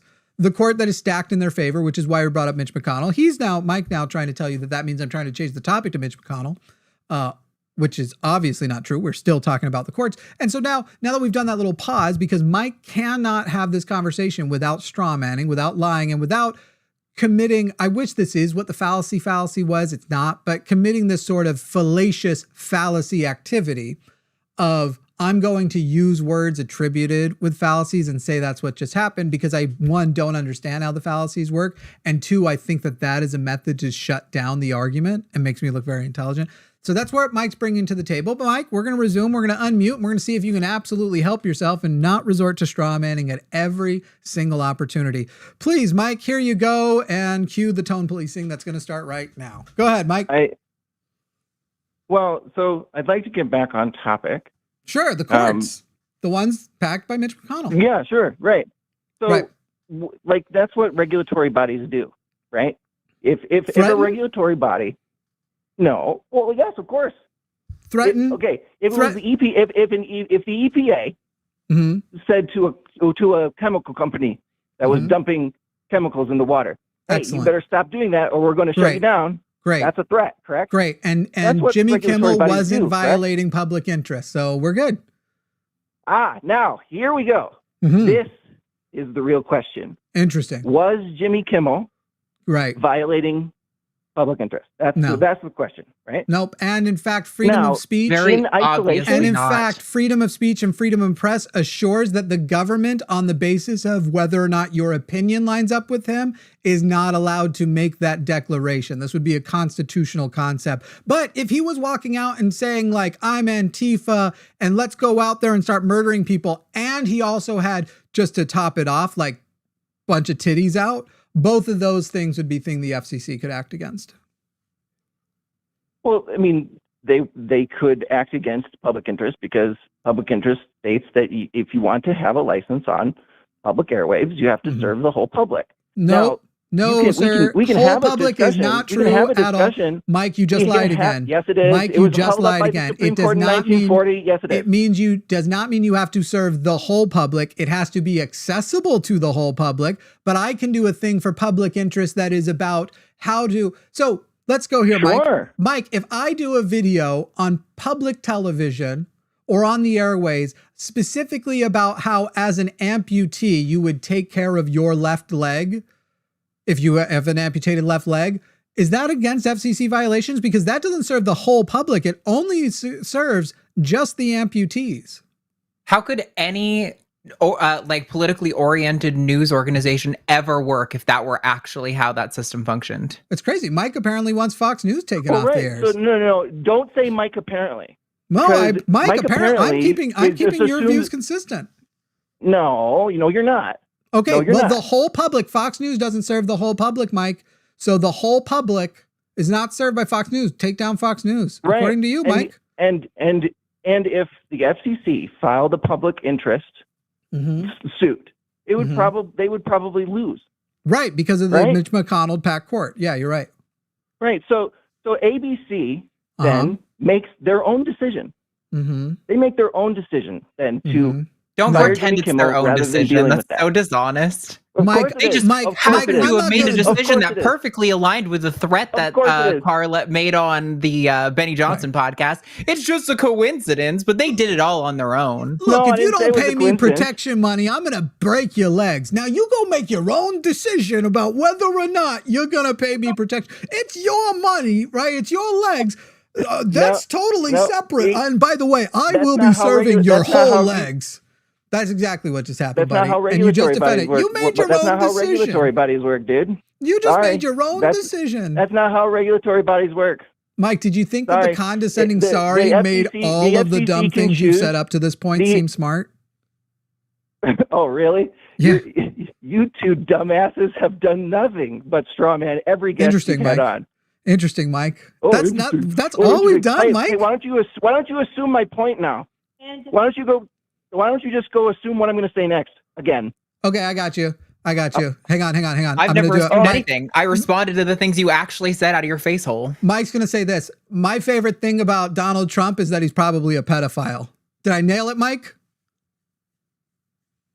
The beep cut you off, but Arden. I said that your favorite thing about the president is that he's probably a pedophile. I want to compliment Arden real quick. I think no, I'm good. I don't need to hold on. You can respond to what Jimmy said. Yeah, I'm good.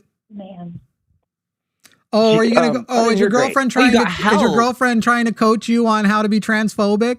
It's gonna absolutely destroy us. I was saying that Arden. Hey, put you your girlfriend respond on the to phone. The guest. That's pretty cool. Hello, Put can your you hear girlfriend me? on the phone since your girlfriend's coaching you Can you back hear me? there. Hello.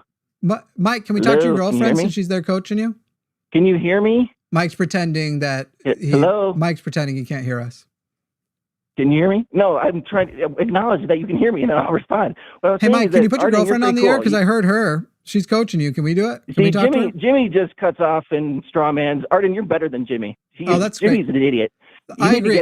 First of all, I agree that Arden's better than me. That was never up for debate. Hey, Mike, can we talk to your girlfriend since she's back there coaching you? We don't want to do this like secondhand debate thing. Can we talk to her directly? Jimmy just assumes what other people say. You were Arden talking the actually whole responds. time. You're I muted. like Oh my Arden. God. Okay, we're gonna try it again. Hey, Mike, can we talk to the girlfriend who's coaching you? Do we have to keep doing this secondhand? Now you're unmuted. Hey, Can you put her on? now? Cool. Can you put her on? Can you hear me? I hear you. Can you put on your girlfriend? Because we Arden, hear her too. Arden, I think you're really cool. Okay, every I time think you do you respond. try to not answer my question, you're going to get muted.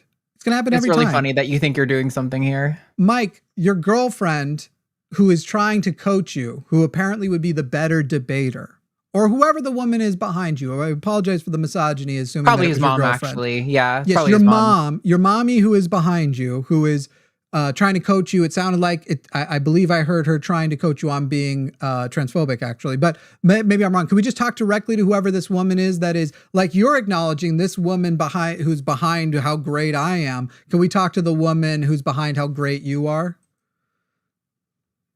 There, you're unmuted. She doesn't want to talk to you. Oh, she just wants to talk to us through you. So again, she's dying not to sure talk why to you us. guys What was she always coaching decide you to on? go off topic. Oh yeah, You yeah. always go always. off topic. You Oh, just you can't thought- stay on topic, dude. You thought it was off topic when I kept know. talking about the courts that you changed the topic to and brought up the relevant point of you were who, talking about- who merged the point. Is- Go ahead. What was I talking about? Is Mitch McConnell on the court? Hey, wait. No. What was my actual point about Mitch McConnell? I'm glad you brought this up and that that you're he not stacked the right now court. trying to Yeah, sure. obfuscate. That he Go ahead. stacked the What was court. my point? Oh, So then, that's crazy because that's hold on. relevant. I'm trying to respond. That's weird. So if Mitch McConnell stacked the courts, Yeah. does that mean that all regulatory bodies' decisions are invalid? No, but it actually does mean that there is a not all because you might have. Only when it's Excuse me, convenient for you. Mike. Only when it's convenient. Excuse me, Mike. I was gonna fully answer. Got him. Only when you He convenient for started you. to respond to the thing I'm saying, but I interrupted, so I win. Yeah, Mike, you're literally sitting here doing the things you're and you just talk over. You're just complaining. No, they're not all invalid because a broken clock can be right twice a day. However, the entire court system existentially is invalid. It is corrupt, and at this point, we would be better with a great reset. Since y'all are into that idea happening, it would be better for us to. The entire system is corrupt, but invalid in the sense of have gotten everything wrong. No, a broken clock can be right twice a day. I'll unmute you again. You're real bad at this, Mike. Maybe just put your mom on since she seems like you think she's better at it. She's there coaching you. When are you gonna put your mom on? You got wrecked so hard just now.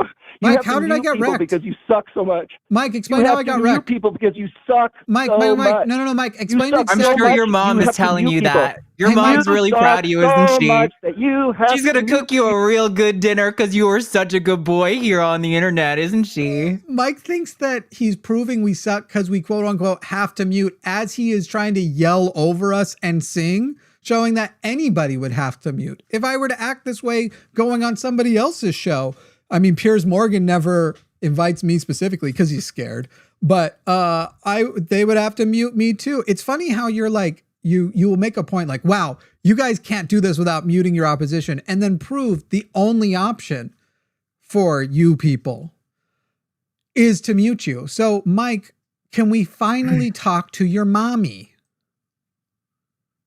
That beep means you're unmuted. Hey, are you gonna mute me so that you can make a point Probably. again? Probably. Can we talk to Unless your mommy? until your fucking mom pussy. comes onto the phone. You're Yeah, a we are. Fucking pussy. Is Go that- ahead, is bring that your mom on. Oh no, I'm Bring your a mom pussy. on. Yeah, good. Mute I'll me talk. again I'll because you talk, have- Mike, because you but only if fucking you bring suck your at mom this. on. Hey, is that your mommy? Mike, I'll talk, but only if you bring your mom on. She can't sit in the background. Mike, I promise tell her to put her big girl panties on and to take the phone. Hey, Mike, I promise you that I am so confident I don't suck at this that I will put this up as an independent clip. I will make sure, Mike, I will make sure that people see this clip isolated by itself. I am so not worried that anybody on either of our side will think Mike, you were the one who nailed it. I can hear you crying, Mike. Stop crying. I want to talk to your mom. I don't want to talk to you anymore. I know we hurt your feelings. I didn't realize he's stop crying. Mike, you don't have to cry. Now, you can hear him crying, right? Now I feel bad. Did we make you, Mike? I'm sorry. I didn't mean. I know. Look, I'm not trying to make you cry. That sucks. Dude. We'd like to talk to your mom so we can apologize, Mike. Can you put your mom on the phone?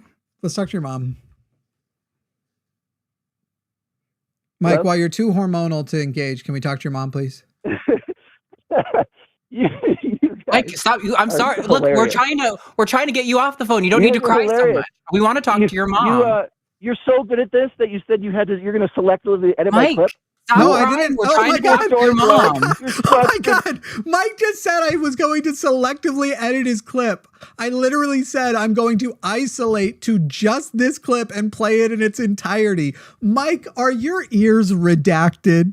What is wrong with you, Mike? Can you go 3 minutes? I don't know if you're lying or you just insist on not listening. So then when you repeat whatever words you want me to have said, it's not technically a lie because you thought you were telling the truth. My goodness, Mike, please put your mommy on the phone.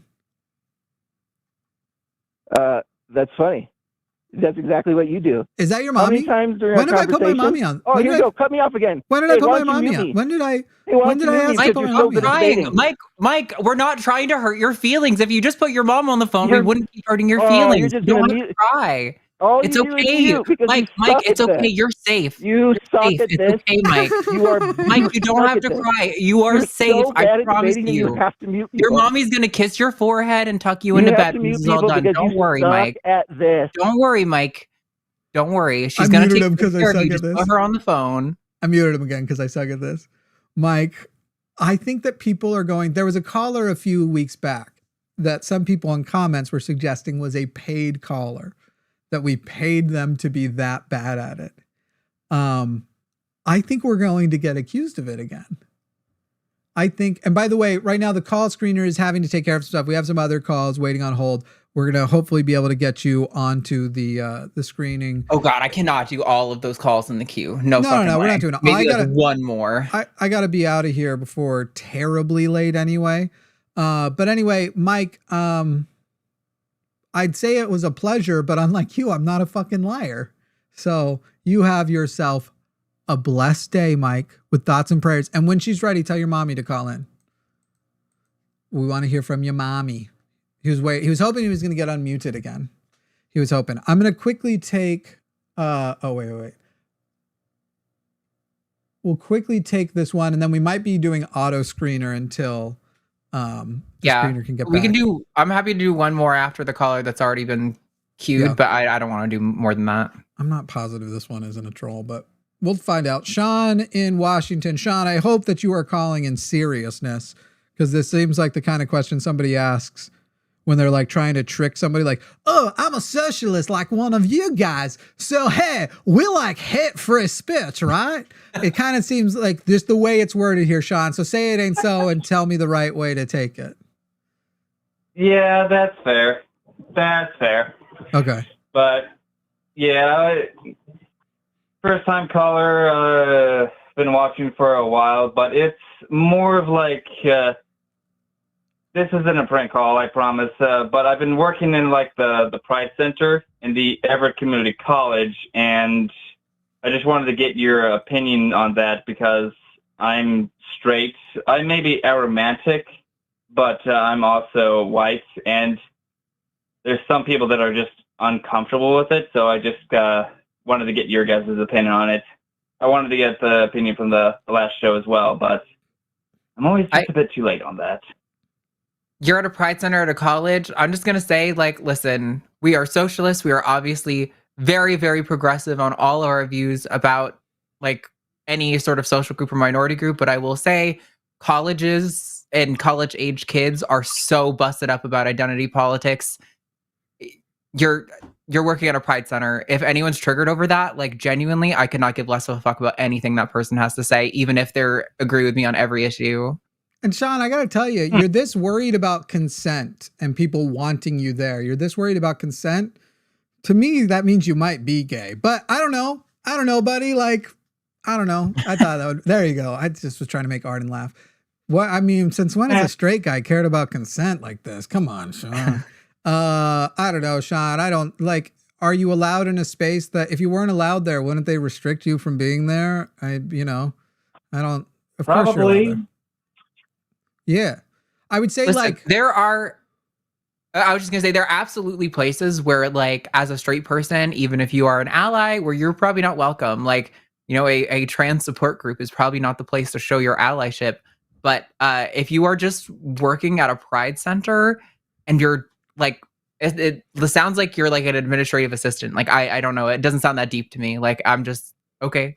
The thing you have to worry about isn't presence. The thing you have to worry about is your own speech. Don't try and take on the position of like, I represent these people and find yourself accidentally like straight-splaining queerness or and look, I do it. I'm sure Arden and I have been on shows together where I'm like, I know this call is about trans issues, but don't we want to hear it come up through my cis teeth? I'm positive it happens. And so it happens to everybody. And you gotta try to not do that. But also identify when you're with somebody who's also like, this is not Arden. There's the other example of sometimes I'm on with people who are not good at communicating something that I know their position, but they're not very good at like educational communication. And so sometimes you do take it on more and they're actually relieved you do. But if they're being silenced by the fact that you're talking so much about their issue, that would be the thing you want to avoid.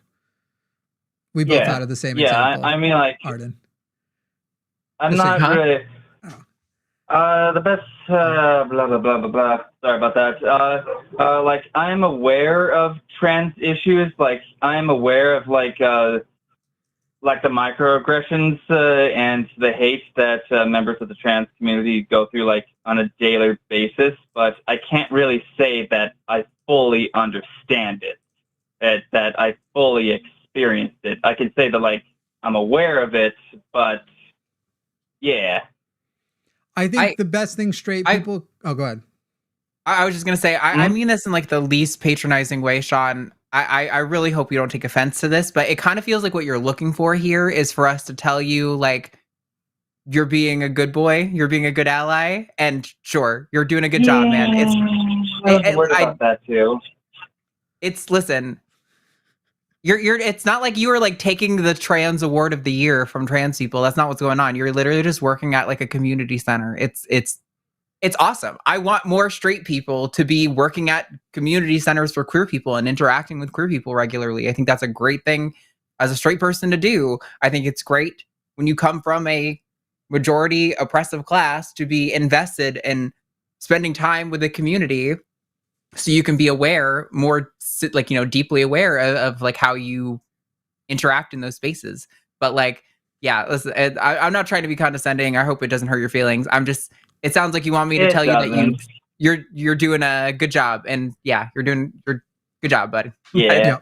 It's not that deep, I promise. Anyone who's giving you a hard time for it, they're dealing with their own baggage, and queer people, minority people often, because we face so much bullshit in the world, can kind of act like a pinched nerve, maybe overreact a little bit to things that are not a big deal. And I promise you working at a community center is one of those things that's not a big deal. And anyone who gives you a hard time about it, probably dealing with their own baggage. They might have just had a hard day. It's not that deep. Yeah, I kind of needed to hear that. I just wanted to get your guys' opinion. It's all good. Cool. Thanks, Sean. Yeah. Sorry for wasting your time, but just... No. It's all good. We don't have to do that either. I want to learn. I want to be better, basically. Right. Great. Thank you, Sean. You're doing good, man. Have a good day. No problem. You too, guys. Take it easy. Bye. All right, we're going to have to do the next call a little bit differently because we only have them auto screen. So we're going to have to try and do a little bit of housekeeping first. So let's start with the caller from the 616 area code. Is your name JJ? Yes, my name's JJ. Just the 2 letters J you prefer, or do you like it spelled a different way? No, just the 2 letters, JJ. And pronouns you'd like to include? Feminine pronouns? She, her? Yes. And what part of the country or world do you call? Well, it'd be country. What part of the country are you calling from? Just the state's fine. Right now I'm in Missouri. Excellent. And are you do you have a political affiliation you want to declare? You're conservative, you're MAGA, what are you? I'm a moderate. Interesting.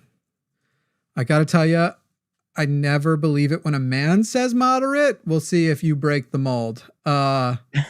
Moderate usually means I'm MAGA, but I want liberals to touch me. Okay, JJ, we've got your things in here. So JJ, you are on the line with Jimmy and Arden. How are you? I'm doing good. I'm actually registered independent. So Cool. I'm a registered independent, but I'm not a moderate. I'm a socialist. Quite the opposite. I'm nowhere near the middle. So I do not think that it is government overreach to ask Jimmy Kimmel's company to take him off the air since we have the FCC. Charlie Kirk was killed in a terroristic event at a school. How is that related? And because we have a big problem with school. No. How is violence that related and to shootings Kimmel here? being taken off the air? They're trying to tap down on violence. How They're did he finally do doing that? something about it. How did he do that? How did Kimmel create violence, and how did removing him tap down on it? You can think it's an overreach. I don't think it's an overreach. That wasn't my question. How did he do it? How did he create violence, and how does removing him tap down on it? How many people watch Jimmy Kimmel? Don't know.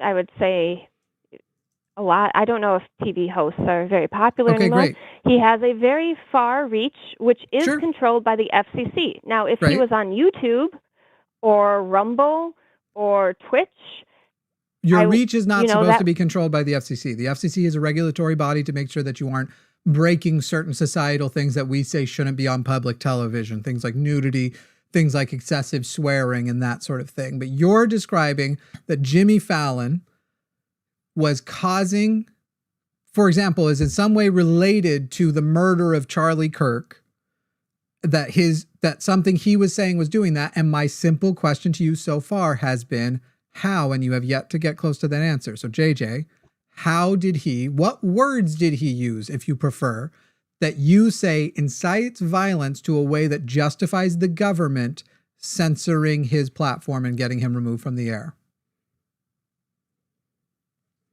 I'm not a government official. But Great. if they What want to speech tap do you down support on- him doing it for? Because the school terrorism is really bad in this country. JJ, And if are this you is what JJ? it Are you takes, JJ? Are you trolling? Because you are not answering No, my I'm not question ever. trolling. Okay. Then I'm going to try and break it down easier for you.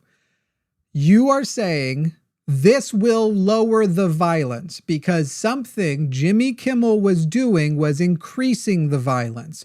What specific thing, whether that is the words he specifically said or something else, did he do that increased the violence? it's very inappropriate to make jokes about a terroristic event. Great. What It's joke been did he horrible make in this about the country. terroristic event? He's a comedian. What joke did he make about the terroristic event? Do you actually know? If you don't know, you should just say I don't know. That's should more admit it. honest, right? I don't remember exactly what he said. So why I'm was just Okay, good. what following- made the killing of Charlie Kirk terroristic? What specific definition of terrorist? Because the government hasn't designated it a terrorist attack. In your mind, what did? It was meant to strike fear. If he Because it was a political would have assassination, right? A political what would attack? have- what would have happened if he wasn't such a good shot and he got scared? Sure, Other JJ, people but could JJ, have been but JJ, taken out. you're now answering a different question again. I asked what specifically made it terroristic. Usually the defense is going to be because it was a politically motivated killing meant It to was on affect. school. Sure, but It's that's on school property. But terrorist doesn't mean on a school. That's not what terrorist means. You have to have political motivation for something to be elevated. There's more nuance. Do you there. not think that that's going to terrorize people to stop holding events on either side? Terrorizing the people word doesn't make it terrorism, JJ. Right. If this call is terrorizing one of our members of the audience because you are missing the point so far, that they have a phobia of missing the point, you don't become a terrorist. There is a specific definition to what a terrorist is. But let's go with that it was terroristic because it had a political motivation. It was a political motivated attack. JJ, I'm going to give you another example and see if you agree that this was wrong and that person should have been fired. Back during George W. Bush's administration, there was a news anchor. It was either on MSNBC or CNN, I can't remember, but a news anchor made a joke about an attack on George W. Bush's cousin. Do you remember this? George W. Bush's cousin got attacked. They beat him. And this news anchor made a joke about it and made light of it. And that news anchor was fired. Do you believe it was right to fire that anchor? So they beat. They politically George targeted W. Bush. Because of the political affiliation. They beat a cousin of George W. Bush up. And the person was fired because they made jokes about it because it was a politically motivated act of violence. They were fired for making that joke. Do you believe that was appropriate to fire them? I think it was, for the record. So I don't know why you're being hesitant. I don't think that qualifies as an act of terrorism because you can't terrorize someone if it's a specific person. Like they're not a Bush family Charlie Kirk member. was a specific person. Yeah, what? Charlie Kirk was a specific crowd. Right, but they weren't there for the massive crowd. The guy made I once said it was a great shot. I've since then found out the rifle he used in the distance. He made a pretty easy to make shot, and he only shot the one person. You're adding this level of there being a crowd is not important. But anyway, do you think that it's easy to watch someone die? The whole point of what I just described, JJ, hang on. Nobody said anything close to that. Hang on, JJ. We're going to take a moment. First of all, the reason why I was bringing up that point is it was actually a parallel example. The real person was Charlie Kirk, who made light and jokes of Paul Pelosi, Nancy Pelosi's husband, getting beaten. But you apparently think that a crowd is necessary for terrorism or that just something is terroristic if somebody causes terror. Great. Then you're a terrorist. JJ, you and I are both terrorists because we pay taxes that are currently funding a genocide in Gaza. JJ, I'm really afraid of the ocean. I have a really sincere phobia of the ocean. Does that make, when my mom invites me to the beach, does that make her a terrorist? Buy a life jacket. Buy some floaties. You look great. But it causes me terror. Your only standard you presented is that it caused terror. When my mom asks me to go to the ocean, it makes me nervous. Is a human being. By that standard, my mom is a human being. But is she holding you under the water? I think that wasn't. You didn't say we had to. JJ, how old are you? JJ, this is the problem. Is your definitions are changing and they're really shifty, and I want to come to an understanding with you. So, we're not arguing with a 13-year-old, right? JJ, how old are you? Terrorism. JJ, how old are you first? I will define my terrorism. I'm an adult. Okay, you're over 18? Yes. You promise? I promise. That's almost more I'm on depressing. a hotel phone. Okay, what is the definition of terrorism? Stinky.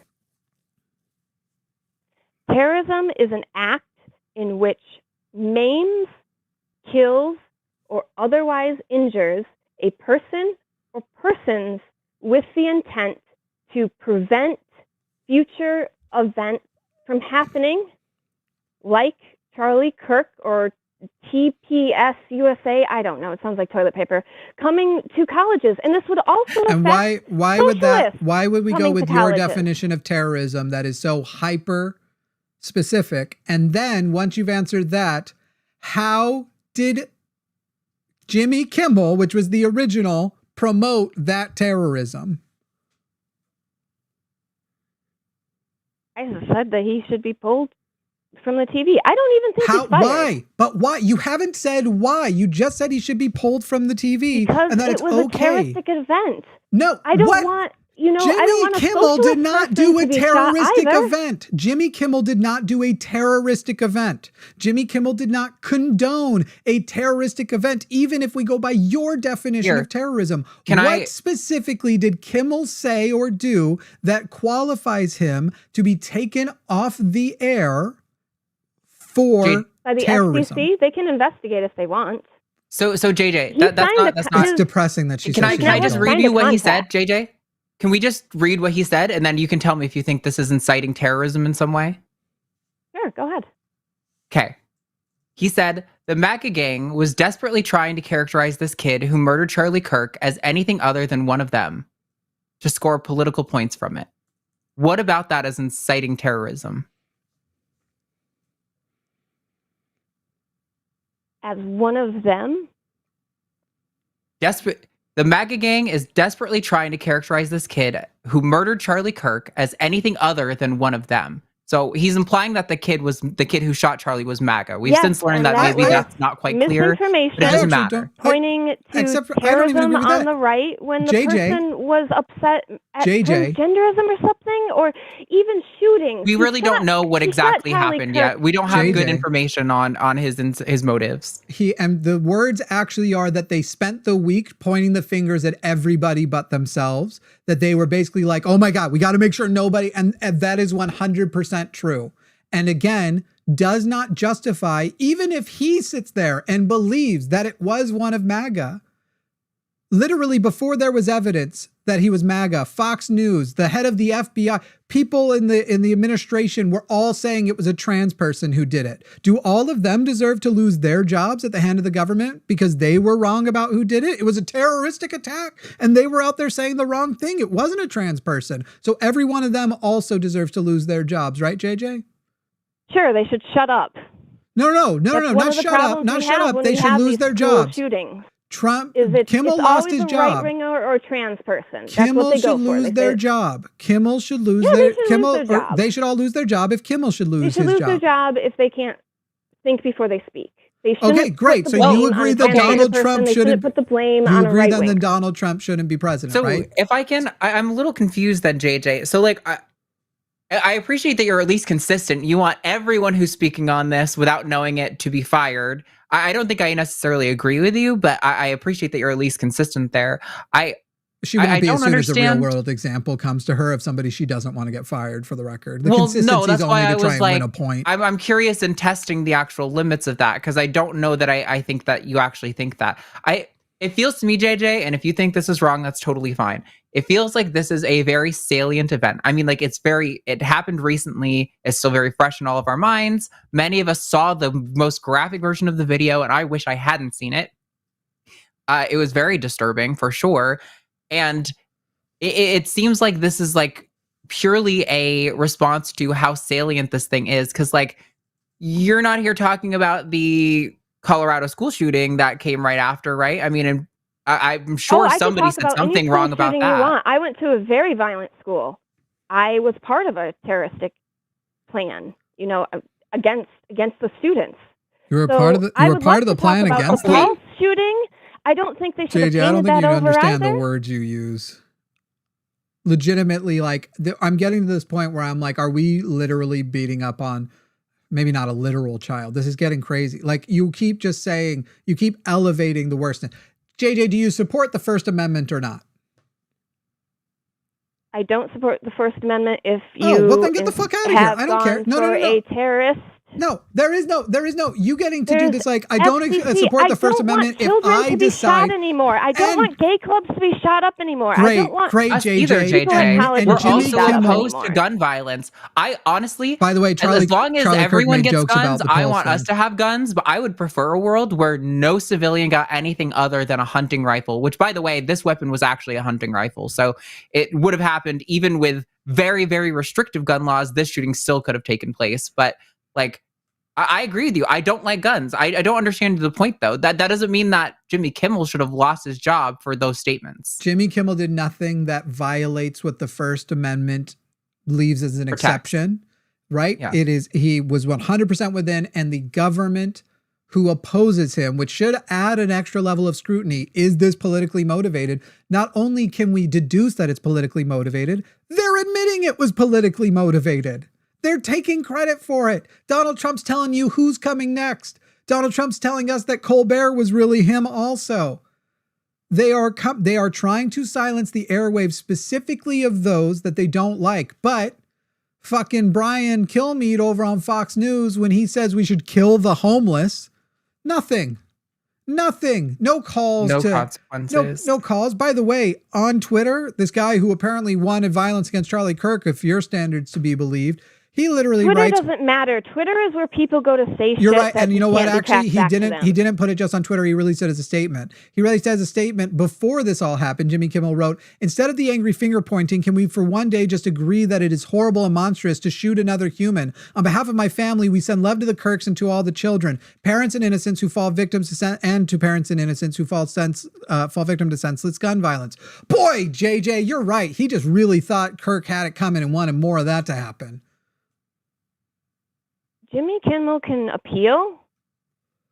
When you get millions of dollars from a network that runs on the FCC, you should expect that if they don't like what you're saying, or if they think that it's inappropriate for things like school shootings and terrorism, that they're going to remove you. You should expect that they're going to violate the First Amendment, because usually the precedent was that they keep things limited to, you don't get to show wieners on TV. You don't get to show tits. You don't get to say certain words. You can't say cunt or fuck. You can only say shit after a certain time. You can't incite violence specifically, I believe, but like that's not even close to what happened. You're basically saying stop crying because you should expect the government is going to violate the First Amendment. Maybe you can appeal to that same government who then will get to decide. If it was his writers, if his true thoughts were on his Twitter post and his writers wrote a bad joke, I don't care if he did it. Appeal. I don't care if he did it off the top of his head. You still can't repeat, even though it's been read to you, what he actually said that was offensive, that was calling for violence. School shootings are a real problem here. Great. What did he say about school shootings? Nobody's denying that, JJ. Nobody here denies that school shootings are a problem. Tell me what Jimmy Kimmel has ever said about school shootings that undermined that they are a real problem. I don't watch late night television. Yeah, no hosts. shit. You're just making shit up here. They lie. You've lied. Oh my God. This whole time you've either lied or just been too stupid to know you're not telling the truth. I can't do it anymore with you, JJ. You are not. JJ, you're right. No, JJ, I don't think you're necessarily lying, but you're speaking on something on which you have no information. And I don't know why you would call us about this if you don't know. If you don't watch Kimmel, you don't know how he thinks about these issues. If you didn't see, hold on, JJ. Well, you called into our show, and let me read to the audience what your screener notes say. My name is JJ. I do not think that Jimmy Kimmel being removed for his speech about Charlie Kirk is a violation of free speech, because Charlie Kirk was killed at a terroristic act at a school.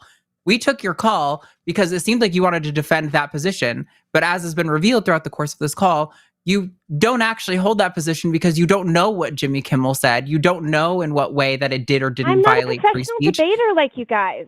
And that's okay. We're not asking you to be JJ, but we're not asking of you to be a professional debater or to know everything. We're just saying, if I don't know about an issue, I'm not going to call into a show to defend it. That'd be really weird, right? How are we going to know any of the things you're saying should have been the reason we didn't take your call until we took your call? I will always call in an opportunity to talk about terroristic events at a school. Great, that's silly. That's not what this is, though. That's not what this call is. It's as though I ate something and it gave me food poisoning. And you said, why did you eat the food if it was poisoned? We didn't know you were poisoned.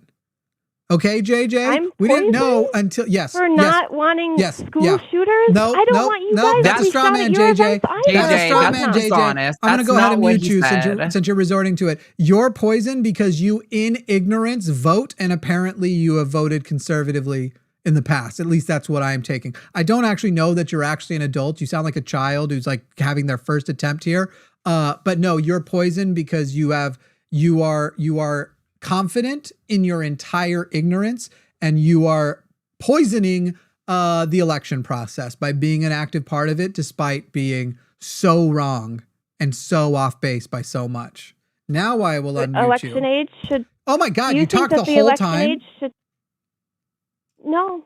Do you think that the election age should be older than me, like maybe 25, like you can drive a car. No, I actually That think would be the older than election. me. I actually think the election age should probably be lowered. However, I think people should be well educated and take civics courses and should only vote if they actually feel confident in their beliefs. But it would be at a personal choice level. I'm not going to mandate who can and can't vote. Unfortunately, I think it's important that ignorant people I have a GED have access to because it as I well. left because of school violence. Great. I have a So I am GED because I stupid started because of college school early. violence. And You we can both call have me stupid GEDs. if you Well done, want. JJ. I'm That's glad fine. that you have one too. I also advised the carpenter from my school to get one too because he hated going there. Great. But if you, to anybody watching, if you are Not smarter relevant. than high school is necessary and you would like to start your college experience early, I highly recommend you get your GED. High school is useless, especially if you are autistic. Well, I should say like maybe high functioning. I'm sure there are services for people who need them who are autistic. But for me, it was absolute hell to even just little things like having to raise my hand to go to the bathroom and having to learn math from somebody who knew math less well than I. Were you attacked at school too? Were you a violence victim too? Because there's a in lot what of way us. would it be? Of course, I was bullied in school. JJ, I don't. What is the point you you have are someone trying to bring a take? weapon Because to none you? of this is at all relevant to the actual thing that happened here. Are you now trying to shift from earlier in the call where you said like I went to a violent school to now like you No, were I an just want to active part know of a if you went to school a shooting? violent school too. I Because went to you- many schools and some of them could be considered violent and some of them would not be. There was an And it active does not shooter change once when either I of was our in high positions. school. He didn't enter the school. Luckily, the police were able to apprehend him long before he got anywhere near the school. But he had a weapon, was on school grounds, and was trying to access the school. Yeah, we But had a person that on doesn't school mean grounds that with a I gun once, but no, then never shot. somehow support Jimmy Kimmel being removed from the air because of a terroristic school accident, which he did not condone or approve of in any way. None of these things are related, JJ. They're just, it's like, you know those conspiratorial boards where there's like a red thread connecting them all? Sylvia. But the pieces aren't connecting. They're just like dangling is what's going on. Like they're not relevant to each other at all, JJ. JJ, I'm going to beg you to spend the night Googling logical fallacies. I can't see. I'm blind. Oh, so you were a troll caller from the beginning? No, I only see out of one eye. It's hard to So you read off can the see. screen. I am legally blind. Okay, I'm legally blind because my vision without my contacts is -7 or something crazy. So you can see, and you obviously can do some kind of research because you're here talking about what you think your research is, apparently aware of the Jimmy Kimmel thing. So whatever process is bringing you information, whether it's with a helper or whatever, and this is like the 9th identity politics things you've tried to hide behind. I can listen. Do whatever. Great. Go Here. listen to what logical fallacies are. There's also lots of great news articles who have covered this whole story in great length, including what Jimmy Kimmel said, including what the FCC chair said on Benny Johnson's podcast. Like lots of this stuff has been covered. So you could have had access to this information before you called in, but you decided to just do it without knowing. Yeah, And that's call just in, 'cause it's very a call-in strange. show, and you guys invite people to call in. Random lay women Yes, and like we're me. allowed to criticize you for calling in and having strong beliefs about a Sure. topic which you don't understand. Since when is anybody here now banning you from I it? can This have is the strong beliefs about a consequence of topic. you calling in ignorantly. Nobody's denying your right to have strong beliefs about a topic, but before you call into a call-in show, I would think you would want to at least know anything about the topic No. you're calling in about. You sure do have a right to that opinion. It doesn't mean it is an absolute dog shit. And I'd rather eat dog shit than the embodiment of the opinion Over that you've on given. the line, we often get What calls makes from you people who so want mean, to talk Mr. about Snow? physics. Is it because you're a Mormon? JJ, Yes, JJ. that's why. I was Over gonna on use the that over on the line, JJ. Over on the line, we regularly get calls from people who are asking to talk about physics. They have really strong feelings about quantum physics. Do you know what? I don't know call what shows quantum talking about physics are, quantum. sweetheart. Can I finish, please? I don't call shows talking about quantum physics because I don't know jack shit about quantum physics. I could Me neither. give you a bunch of terms that are vaguely related to quantum physics, but it would be really weird if I called into a call-in show to talk to physicists, to tell them they're wrong about something relating to quantum physics, and then demonstrate that I have actually no idea what I'm talking about. That would be really weird, right? I don't care if you embarrass me. Listen, I've been That's embarrassed not. about I'm not do you. trying to AT and embarrass you. everything. That's not my goal, JJ. I'm not here trying to embarrass you. I Are was you asking sure? genuinely. Wouldn't it be It weird seems if I like you called want to into a embarrass show? all your callers. Can And you I'm can you the answer the easiest question? one. JJ, I would really like to engage with you. I'm actually trying here. JJ's going to keep Wouldn't complaining it be about weird being if I here called because she into a doesn't know show? she can hang up. If you're Yeah, going to keep we're not complaining that keeping you're you here, a no prisoner one's here. You can forcing leave you at to any stay. point you want. But my goal is not to embarrass you. If that's happened, I am a little No, bit I don't sorry, feel but not that embarrassed. sorry because Oh, I know you you called don't. in about a topic which you don't know anything about, which I appreciate that at least at the beginning of the call, when we said, do you not know? You said you don't know. I appreciate that you admitted I that. said I don't Then it's remember like- what exactly was said. But then it's weird to call in, right? Like, I don't take No, strong it's not positions on weird to issues call I'm not in. well informed about. Yes, it is weird. It's very weird to I'm call sitting in in a hotel room. I expressing got nothing strong else to feelings about an do. issue which you don't understand. Oh, I'll give you something else to do. Look up BetterHelp and go and do some victim complex work with a therapist. That would be a much better. BetterHelp is an awful. BetterHelp had problems company. in the And past. go I to don't know why any you would have issues therapist. with I it now. don't care. It's really annoying Right. that you'd like. Again, this is like the last person who wanted to hone in on the one word I said that he didn't Yeah. like in that whole spree I gave, honing in on BetterHelp rather than like the substance of what he's talking It's about. also not true. BetterHelp's So fine. are you guys just baiting people to be mean to them? Is that what No, the show but is? JJ, while it doesn't become it isn't my goal at the beginning of the call. My goal is legitimately an honest conversation. If a person is going to continually use fallacies, speak over, and straw man over and over and over again, at a certain point, if they're going to stay on the line and not hang up, you might be correct in saying at a certain point, my goal becomes to embarrass them. I actually think I try to embarrassment match is a people's great moment of energy. learning for a lot of people. When My you are goal is always embarrassed to by match your people's ignorance. energy. I want to have informative conversations where we both have more understanding of each other, and hopefully, ideally, I would like you to convince you that my position is the correct one, because obviously I think I'm right. That's why I have my position. But like, my goal is not even to convince you. I really just want to have understanding of each other and to feel like you understand my position. But really, you just come in here to like brag about your being ignorant on this topic, and because of that, maybe as a brag about subsequent being effect, ignorant? we have embarrassed you, but that's not my goal. Mine became brag that. about I And hope- again, then you ignorant? honed I wish- in again. Then you honed in on one word you didn't like in the Just whole, again, rather yeah. than addressing the whole substance No, of the sentence, concept. the So this is brag why about it's not being easy. ignorant. I've never heard that before. I think that's a new term. You could also look up the phrase Those are weaponizing your multiple Put it on words. t-shirts. Brag about your ignorance. You should do it. You That should look up wasn't a new weaponizing your term. ignorance, That was several different words, all of which are very common. There was nothing revolutionary in that statement. You should look up I think you have a weaponizing great your ignorance t-shirt as to well. sell. Great. Brag Go about make your one. ignorance.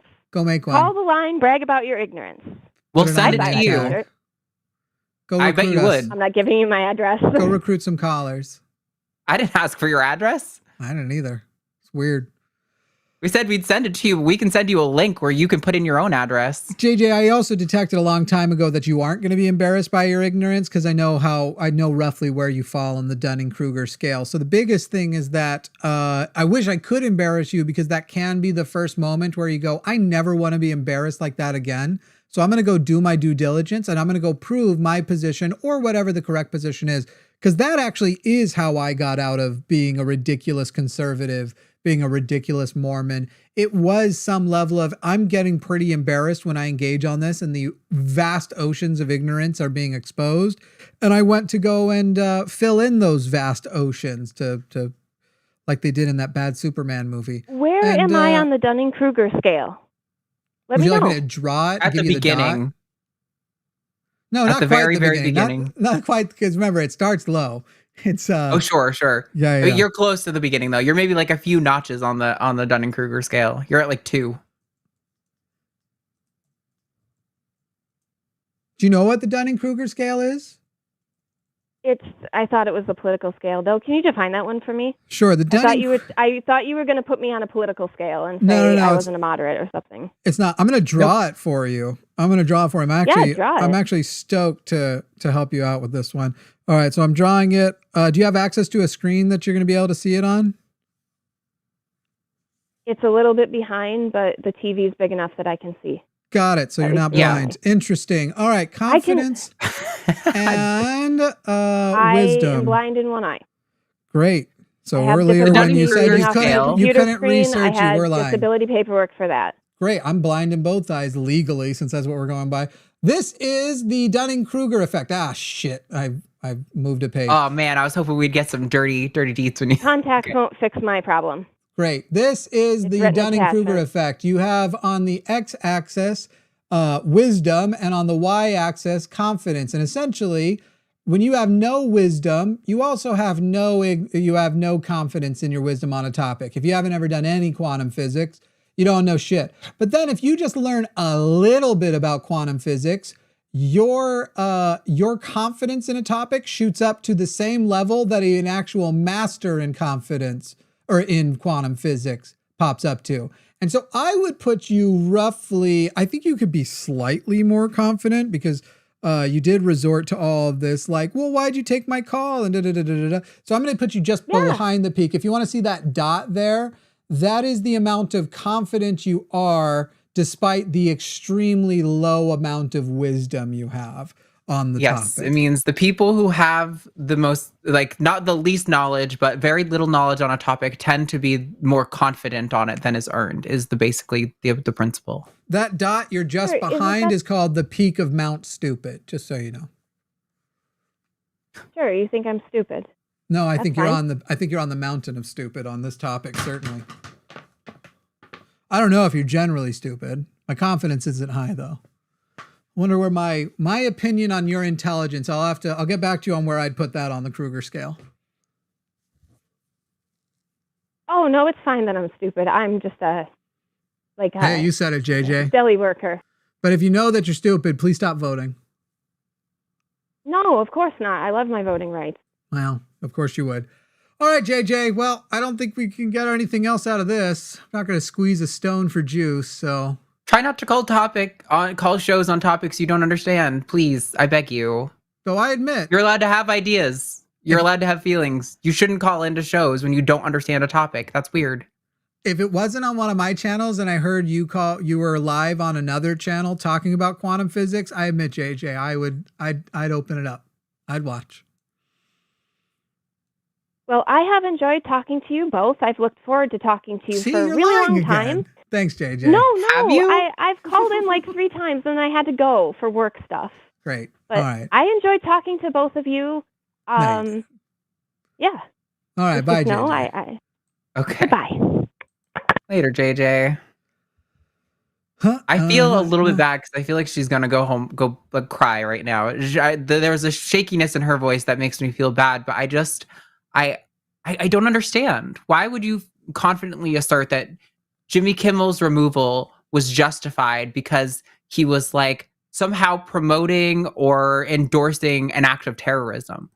Like, that's crazy. Like, you don't know that, and you confidently asserted it. That's weird. You shouldn't be willing to confidently assert something like that if you genuinely don't even know what he said. She's not crying as much as Mike and Tony, though. Well, that's fair. Mike is crying, but will Mike not be crying anymore because his mommy's there, and she's probably rubbing his back and giving him a nice glass of warm milk. They're queer. They're not really people. Don't worry, that mean tranny can't hurt you now. It's not. You'll be fine. So, everybody, that's the show. Bummer. So sorry, everyone. Oh, we can do some super chats. Y'all send your super chats. We'll read them out real quick. We like to get paid to do this. Who was the worst caller today? Was it Mike or Tony? I don't even remember who the first guy's name was now. Probably Tony, I think, was worse. He felt worse in my memory. Here's the Mike thing I like devolved to do. into a worst call, but, you know. I like to now encourage the chat to, in the name of the worst caller, send a super chat so that it can basically be they directly got us paid while complaining about what we do on the internet. This is as dishonest as like JJ was with the whole like, oh, so you're saying I shouldn't have, it shouldn't be opposed to like school shootings? I disagree with you. You shouldn't call in with a cemented opinion on a topic. I never said that. I never said anything like that. Why I specifically said I like it most, not when I convert the caller, but when we leave the conversation having a better understanding of each other's positions. What about anything that I said made you think I want to call her with a cemented opinion? I'm just asking if you know nothing about what's going on, that you don't call a show about it, declaring a strong opinion. That's weird. You should have some sort of reasoning or information informing your opinion, not just vibes. Did you like that I got her to, did you like the TV thing? I was like, so you can't see the TV. Yes, you can't see the TV. I'll admit to people, listen, I don't know whether or not it's possible or not to get to not have an internal monologue. I know it's a thing people claim.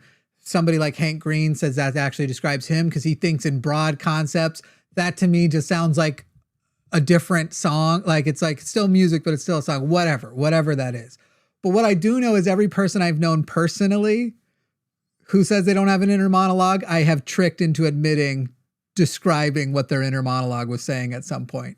And I don't know. It's weird. It's weird that every single one of them I've been able to trick into basically being like, oh yeah. So what I was thinking back when that was happening, like basically the trick is you just get them to recall a memory, and then you get to recall. You don't tell them you're investigating that. You do it at another time. Then be like, man, what was going through your head at that time? He's like, you know what I was thinking? I was thinking like, man, I'm going to either have to bump up. And you're like, oh, weird. What about that internal monologue that wouldn't have been there? Because you just articulated it very clearly. Anyway. All right, let's crank through these. Cash for Tony. I would like to go sit the fuck down. We're going to read the ones $5 and above here, people. Without a CEO, this is from Perfectly Flawed. Without a CEO, the company can still exist. Without the workers, it can't.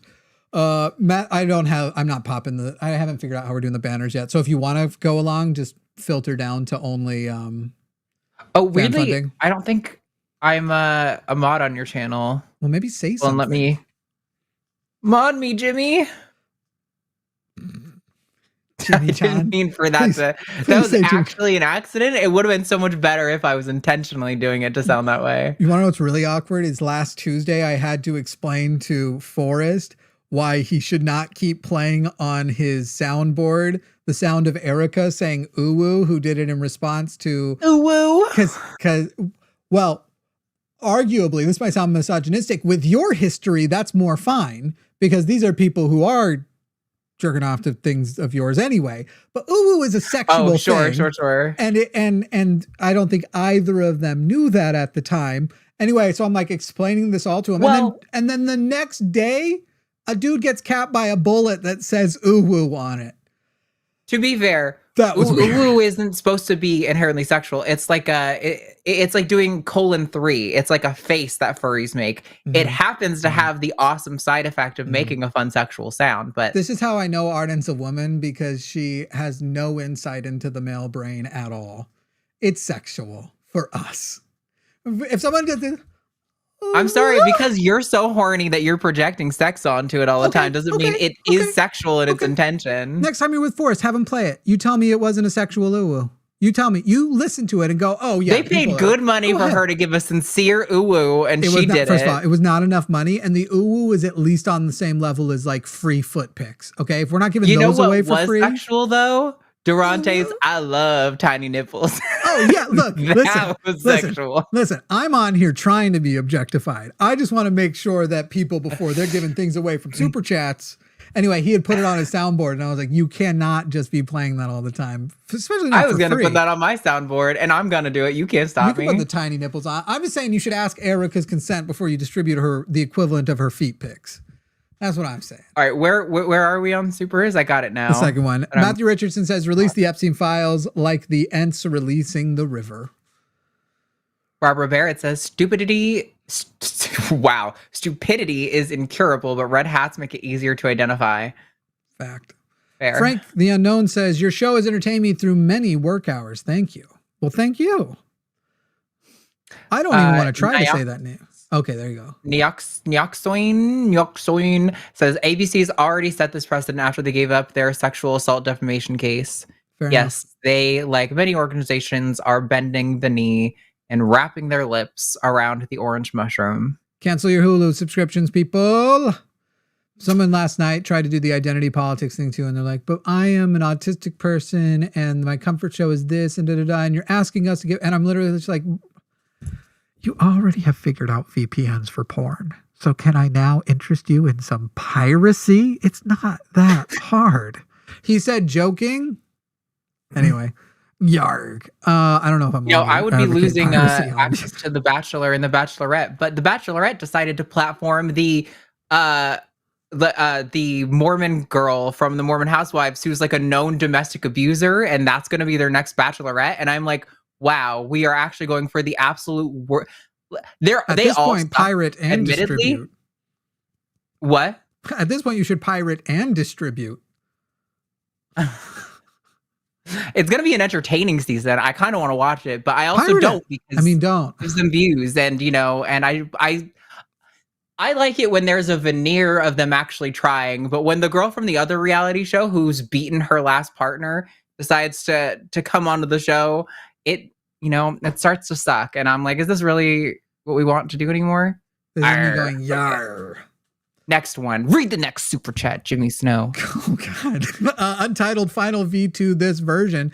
# Team Ben 10. See, you should have, you just did that for free. Don't be putting things like that on the soundboard. Sorry. Y'all remember Zira, the RFR thing? Yeah. Oh, my God, Jimmy. You just... Oh, like it was different for any of us. Right there. Misha A, late to join, but Arden and Jimmy equals an excellent combo. Much love to you both. I appreciate that early in the show. I was very much frazzled from doing Takis and going to get food, so I wasn't able to participate as holistically. It's nice, Jimmy, because Jimmy talks a lot, and so I don't have to worry about dead air if I don't want to talk for a minute. I'm nonverbal. I don't know what you're talking about. That'll get me canceled. Narcissa, thank you. Life is literary, $10. So there's the line on the line and the line on Jimmy Snow and line clips on the line and also the line edge, and the line has a podcast, and the line on the line and the line edge and on the line has a podcast. And we also have LineCon Online Live, a line production next on the Saturday. line. Yeah, by the way, people, please go support our Patreon, patreon.com/calltheline. Now I'm also even if you do a free membership over there, I'm kind of getting a little paranoid about our future in media and whether or not, I don't know who's next. So I'm not even joking. I go become a free member. You're not going to get anything, but if eventually we aren't on YouTube, potentially we'll still have access there and be able to tell you guys first that some fuckery happened. So go to patreon.com/calltheline and then be tempted to go up to one of the other tiers. And as somebody who canceled their Discord, their membership this week, said, yes, the Discord is mostly dead. We'll probably work on it, but we actually have a different kind of Discord plan, hopefully partnering with another organization forming. But that $3 tier is going to be to a mostly inactive Discord. So you got to go $5 or up. $15 if you want to get to LineCon Online Live. Anyway, also the Line Edge and the Line Clips are the same channel. We're also doing Q&A session is it $5 to get access to the Zoom Q&A? Yeah, anyone $5 or above will be able to Zoom with Justin from Deconstruction Zone and Eric of Skeptics and Scoundrels this Saturday at 3. So please go. Yeah, Chrissy's got the free membership. Yeah, y'all, if we ever had to be hey, we got deleted, that's probably the first place we're going to go and beg everybody to up their patronage so we don't all die. I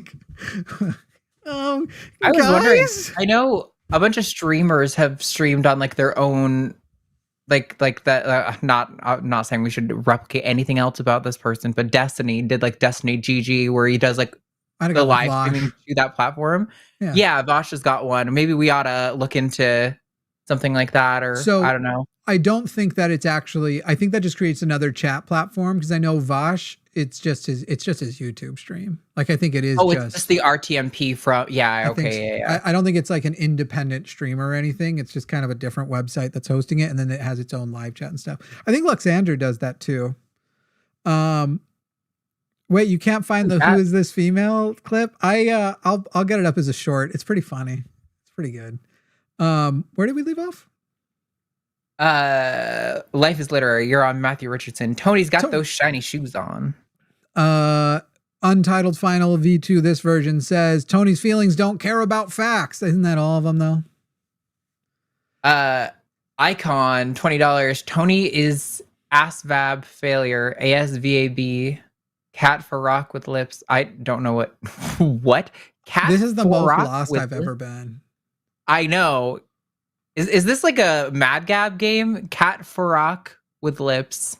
Am I I saying think you something just right? said a slur by accident. I think that was, if you What's say it slow happening? enough, if you say it fast, it sounds like the F slur, I think. Untitled says, I don't condone what happened to Charlie Kirk, but Charlie Kirk would condone it. I think I would say that's an unnuanced take, but I understand he did say things like the cost of the Second Amendment will be things like what happened to him. I think he would pay lip service if I was assassinated, though I might not be big enough to draw his attention. But if someone like me, he would be like, this isn't the way we're supposed to solve it, blah, blah, blah, blah, blah, blah. Though now, who knows? Who knows what the people behind, if it happened and it became big enough, it'd be like, well, now you didn't care when it happened to Charlie. And they would pretend that their old value no longer applies, which means they never had that value in the first place. If you didn't care if you say you hated cancel culture back then, but now you're engaging in it because the other side didn't hate it, then it wasn't your actual value. And also, I've been loving that they think they invented the phrase consequence. It's not cancel culture, it's consequence. That's what the cancel culture people were saying before too. You're literally repeating their same lines. Like, you guys are not smart. You guys suck at this.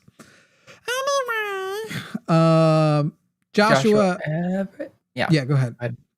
Joshua Everett, $5. Forgiveness in the Bible only comes after human sacrifice, though. Back in the day, animal sacrifice. Yeah, he loves the smell of burning flesh. Get a goat. Barbara Barrett says, the company of those seeking the truth is preferable to those who think they have found it. You guys just think you know everything. The Fuzzy Logic says, FCC owns website says the public interest is served by permitting free expression of views, communication law, and policy seeks to encourage responsive counter speech from others. Yeah, but Fuzzy, that's just like the facts. They don't care about the facts anymore. They're trying to do Product 2025, baby. That's the new facts. Why are you bringing Devin facts to a LeBaer party? Says $5. Here's $5 tissues for Mike's issues. Yeah, he needs them. He was crying a lot at the end. I felt so bad. I just For his pants because they're he was wet. getting weepy. Chris But at Powell least he says, had his mommy there. answer the question like a normal person, JJ. JJ's never answered a question in his life. I tried to set up the food thing in the previous call, and the person at least kind of did it. But then Arden got to use my thing better. And it made me really mad. No, I'm you're kidding. thinking of that was Mike who did the or maybe Tony. Who answered the question. JJ was the lady we talked to last. Right. Mike, either Mike or Tony was the one that was like, what's your favorite food? The Nazis were the National Social. Yeah. Chris, or no, that was the one you just heard. Ashray 84 $4.99. According to JJ's definition, Spielberg is a terrorist for Jaws. I was going to bring up that I'm also I can't do horror stuff, and that actually strikes. It's like even demonic stuff. I obviously don't believe in demons, but just it's the suspense, the jump scares, all of it. I hate it. So I guess that's terrorism. Horror movies are terrorism now. Space Barbarian says the logical fallacy featured tonight is argumentum ad wingium, argument from whining. Oh, ad whiningium. Yeah. Well, she was trying to make some almost arguments from authority kind of style things at the end of have you even gone to my opinion on whether Jimmy Fallon should have been canceled because I believe I went to an excessively violent high school. Okay. And I'm blind, but I can see the TV.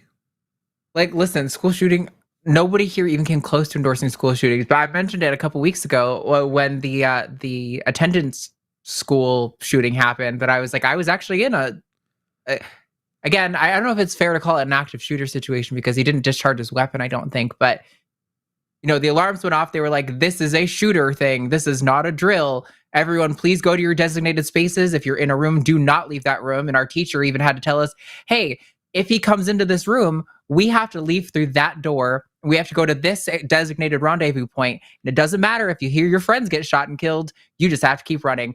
And we were all fucking terrified and all texting our parents and all our friends and stuff. But luckily, nothing bad happened at all. But yeah, I've been in that situation. Nobody here is endorsing school shootings, you freak. That's not what's going on. Remind me to tell you what. Sometimes I think of a fucked up joke and I almost blurt it out. And I'm like, oh man, I'm glad I didn't. That You would be text super it to me? cancelable. Yeah, I'll text to you or tell you after. Okay. Actually, you keep going. I'm gonna text to you. Okay. Where are we? Nobody on fire. All of them. I love you guys. Great work. $20. Yeah. Reverend Nate sent $5. After a certain point, all the frustrations with callers blends together. Here's some money for all the headaches that aired tonight. Yeah, listen. We part of the reason we started doing the vertical is because the callers are way more unhinged, and I get it. It's very clippable, but I genuinely hate talking to callers like that. Not that I hate those people, but We it's got just very like good ones, even with like today was excessively bad. In every show, we have 1 to 2 quite good calls. Yeah, for sure. And normally we do. I just oh my god. Fuck. You'll never find out. You'll never no. delete that message. I know the audience hates when we do stuff like that, but it's good for engagement. So, stay mad. Yeah, no, this is a particularly bad batch of callers tonight, and it's really frustrating. Delete that I message hate talking to people who don't have any values. Like, I don't need you to agree with me. I just want to know that when I ask you a question, it's going to like internally work within your value system. Like at least JJ admitted like at one point, she's like, yeah, they should fire every politician who talked on this without asking. I'm like, well, that's stupid. She didn't really though. Like, she said it like very quickly and loudly as like, yeah, then that's what I'm saying. Like it was almost a point of like, I'm definitely in a corner I can't get out of. So I'm going to just 100%. But at least survive. I can understand, like, okay, this is the position you're coming from. So now I can understand how the worldview you're operating with, and I can think, make a judgment on it if I agree with it or don't. But yeah, when people are doing like the just completely contradictory things in the same fucking call, or like it was okay for this person but not okay for this person, and the only reason is because that person's on my team and I like them. I just fucking hate that. It's not worth engaging with. I think we got to speed these a little bit because I got to go do the podcast with Alyssa. But okay, shit, you're on Silly Spaghetti. Silly Spaghetti says $5 for Tony or not for Tony. Really, thank you. Misha A, $10 voting for JJ because as an AFAB person, the womanly tears when someone is disagreeing with your ignorance absolutely irks the heck out of me. In fairness, Listen, she was socialized. I get it, but she was socialized to do that, and would have society failed all of us in making that an effective means for people to argue. And so it's I also get annoyed with them because I'm like, I don't feel different about the point I'm making just because you are crying. So my bad. Let's see. Min says all callers suck. Hashtag team snack mom. Hashtag please show a danger noodle. Guys, I can't. It's YouTube. Oh, I'm not going to do it tonight. Siren Moth says, from Siren. Oh, sorry, Siren Moth. Can't remember his name, but he definitely only had 4 teeth. Thanks for everything y'all do. Go fuck yourself, Jimmy. Talking about Matt? What's going on? Yeah, I was just say on this channel we might not want to fuck with the no teeth people. I'm British, guys. Come on. Bosco says, I laughed with Mike. I lost brain cells with JJ. My vote is JJ. Her dishonesty was something to behold. Thanks for being awesome, Arden. Go fuck yourself, Jimmy. Yeah, and look, all the points she was making at the end of like, why did you take me if I don't know so much? No matter how much you know does not actually gauge how honestly you'll engage. And it was the dishonesty of her engagement that irked the shit out of me. Matthew says, for the line, thank you, hosts and all the staff for cringing with us. Atheist Mechanic says, all these calls were pretty bad. Hard to pick one that was the worst. Much love to you all. President Starscream, here's hard-earned money to even the playing field by Jimmy getting to say, ara, ara. Oh, you want me to go, ara, ara? Right? Is that there you go. I can't remember which one. One of them's deep and one of them's like high pitched, like ooh, ada, or I don't know how it goes. I think ada is low because there's this one Japanese creator that pops in my algorithm on Instagram a lot. And okay. Anyway, and then Legally Mod, $5. All the callers were speaking and thinking in macros. Word. All right, you guys. Fuck you guys. No, just kidding. Love you guys. Yeah. Appreciate you guys. Hey, see you later. That's the show. Our bad. You don't get an outro.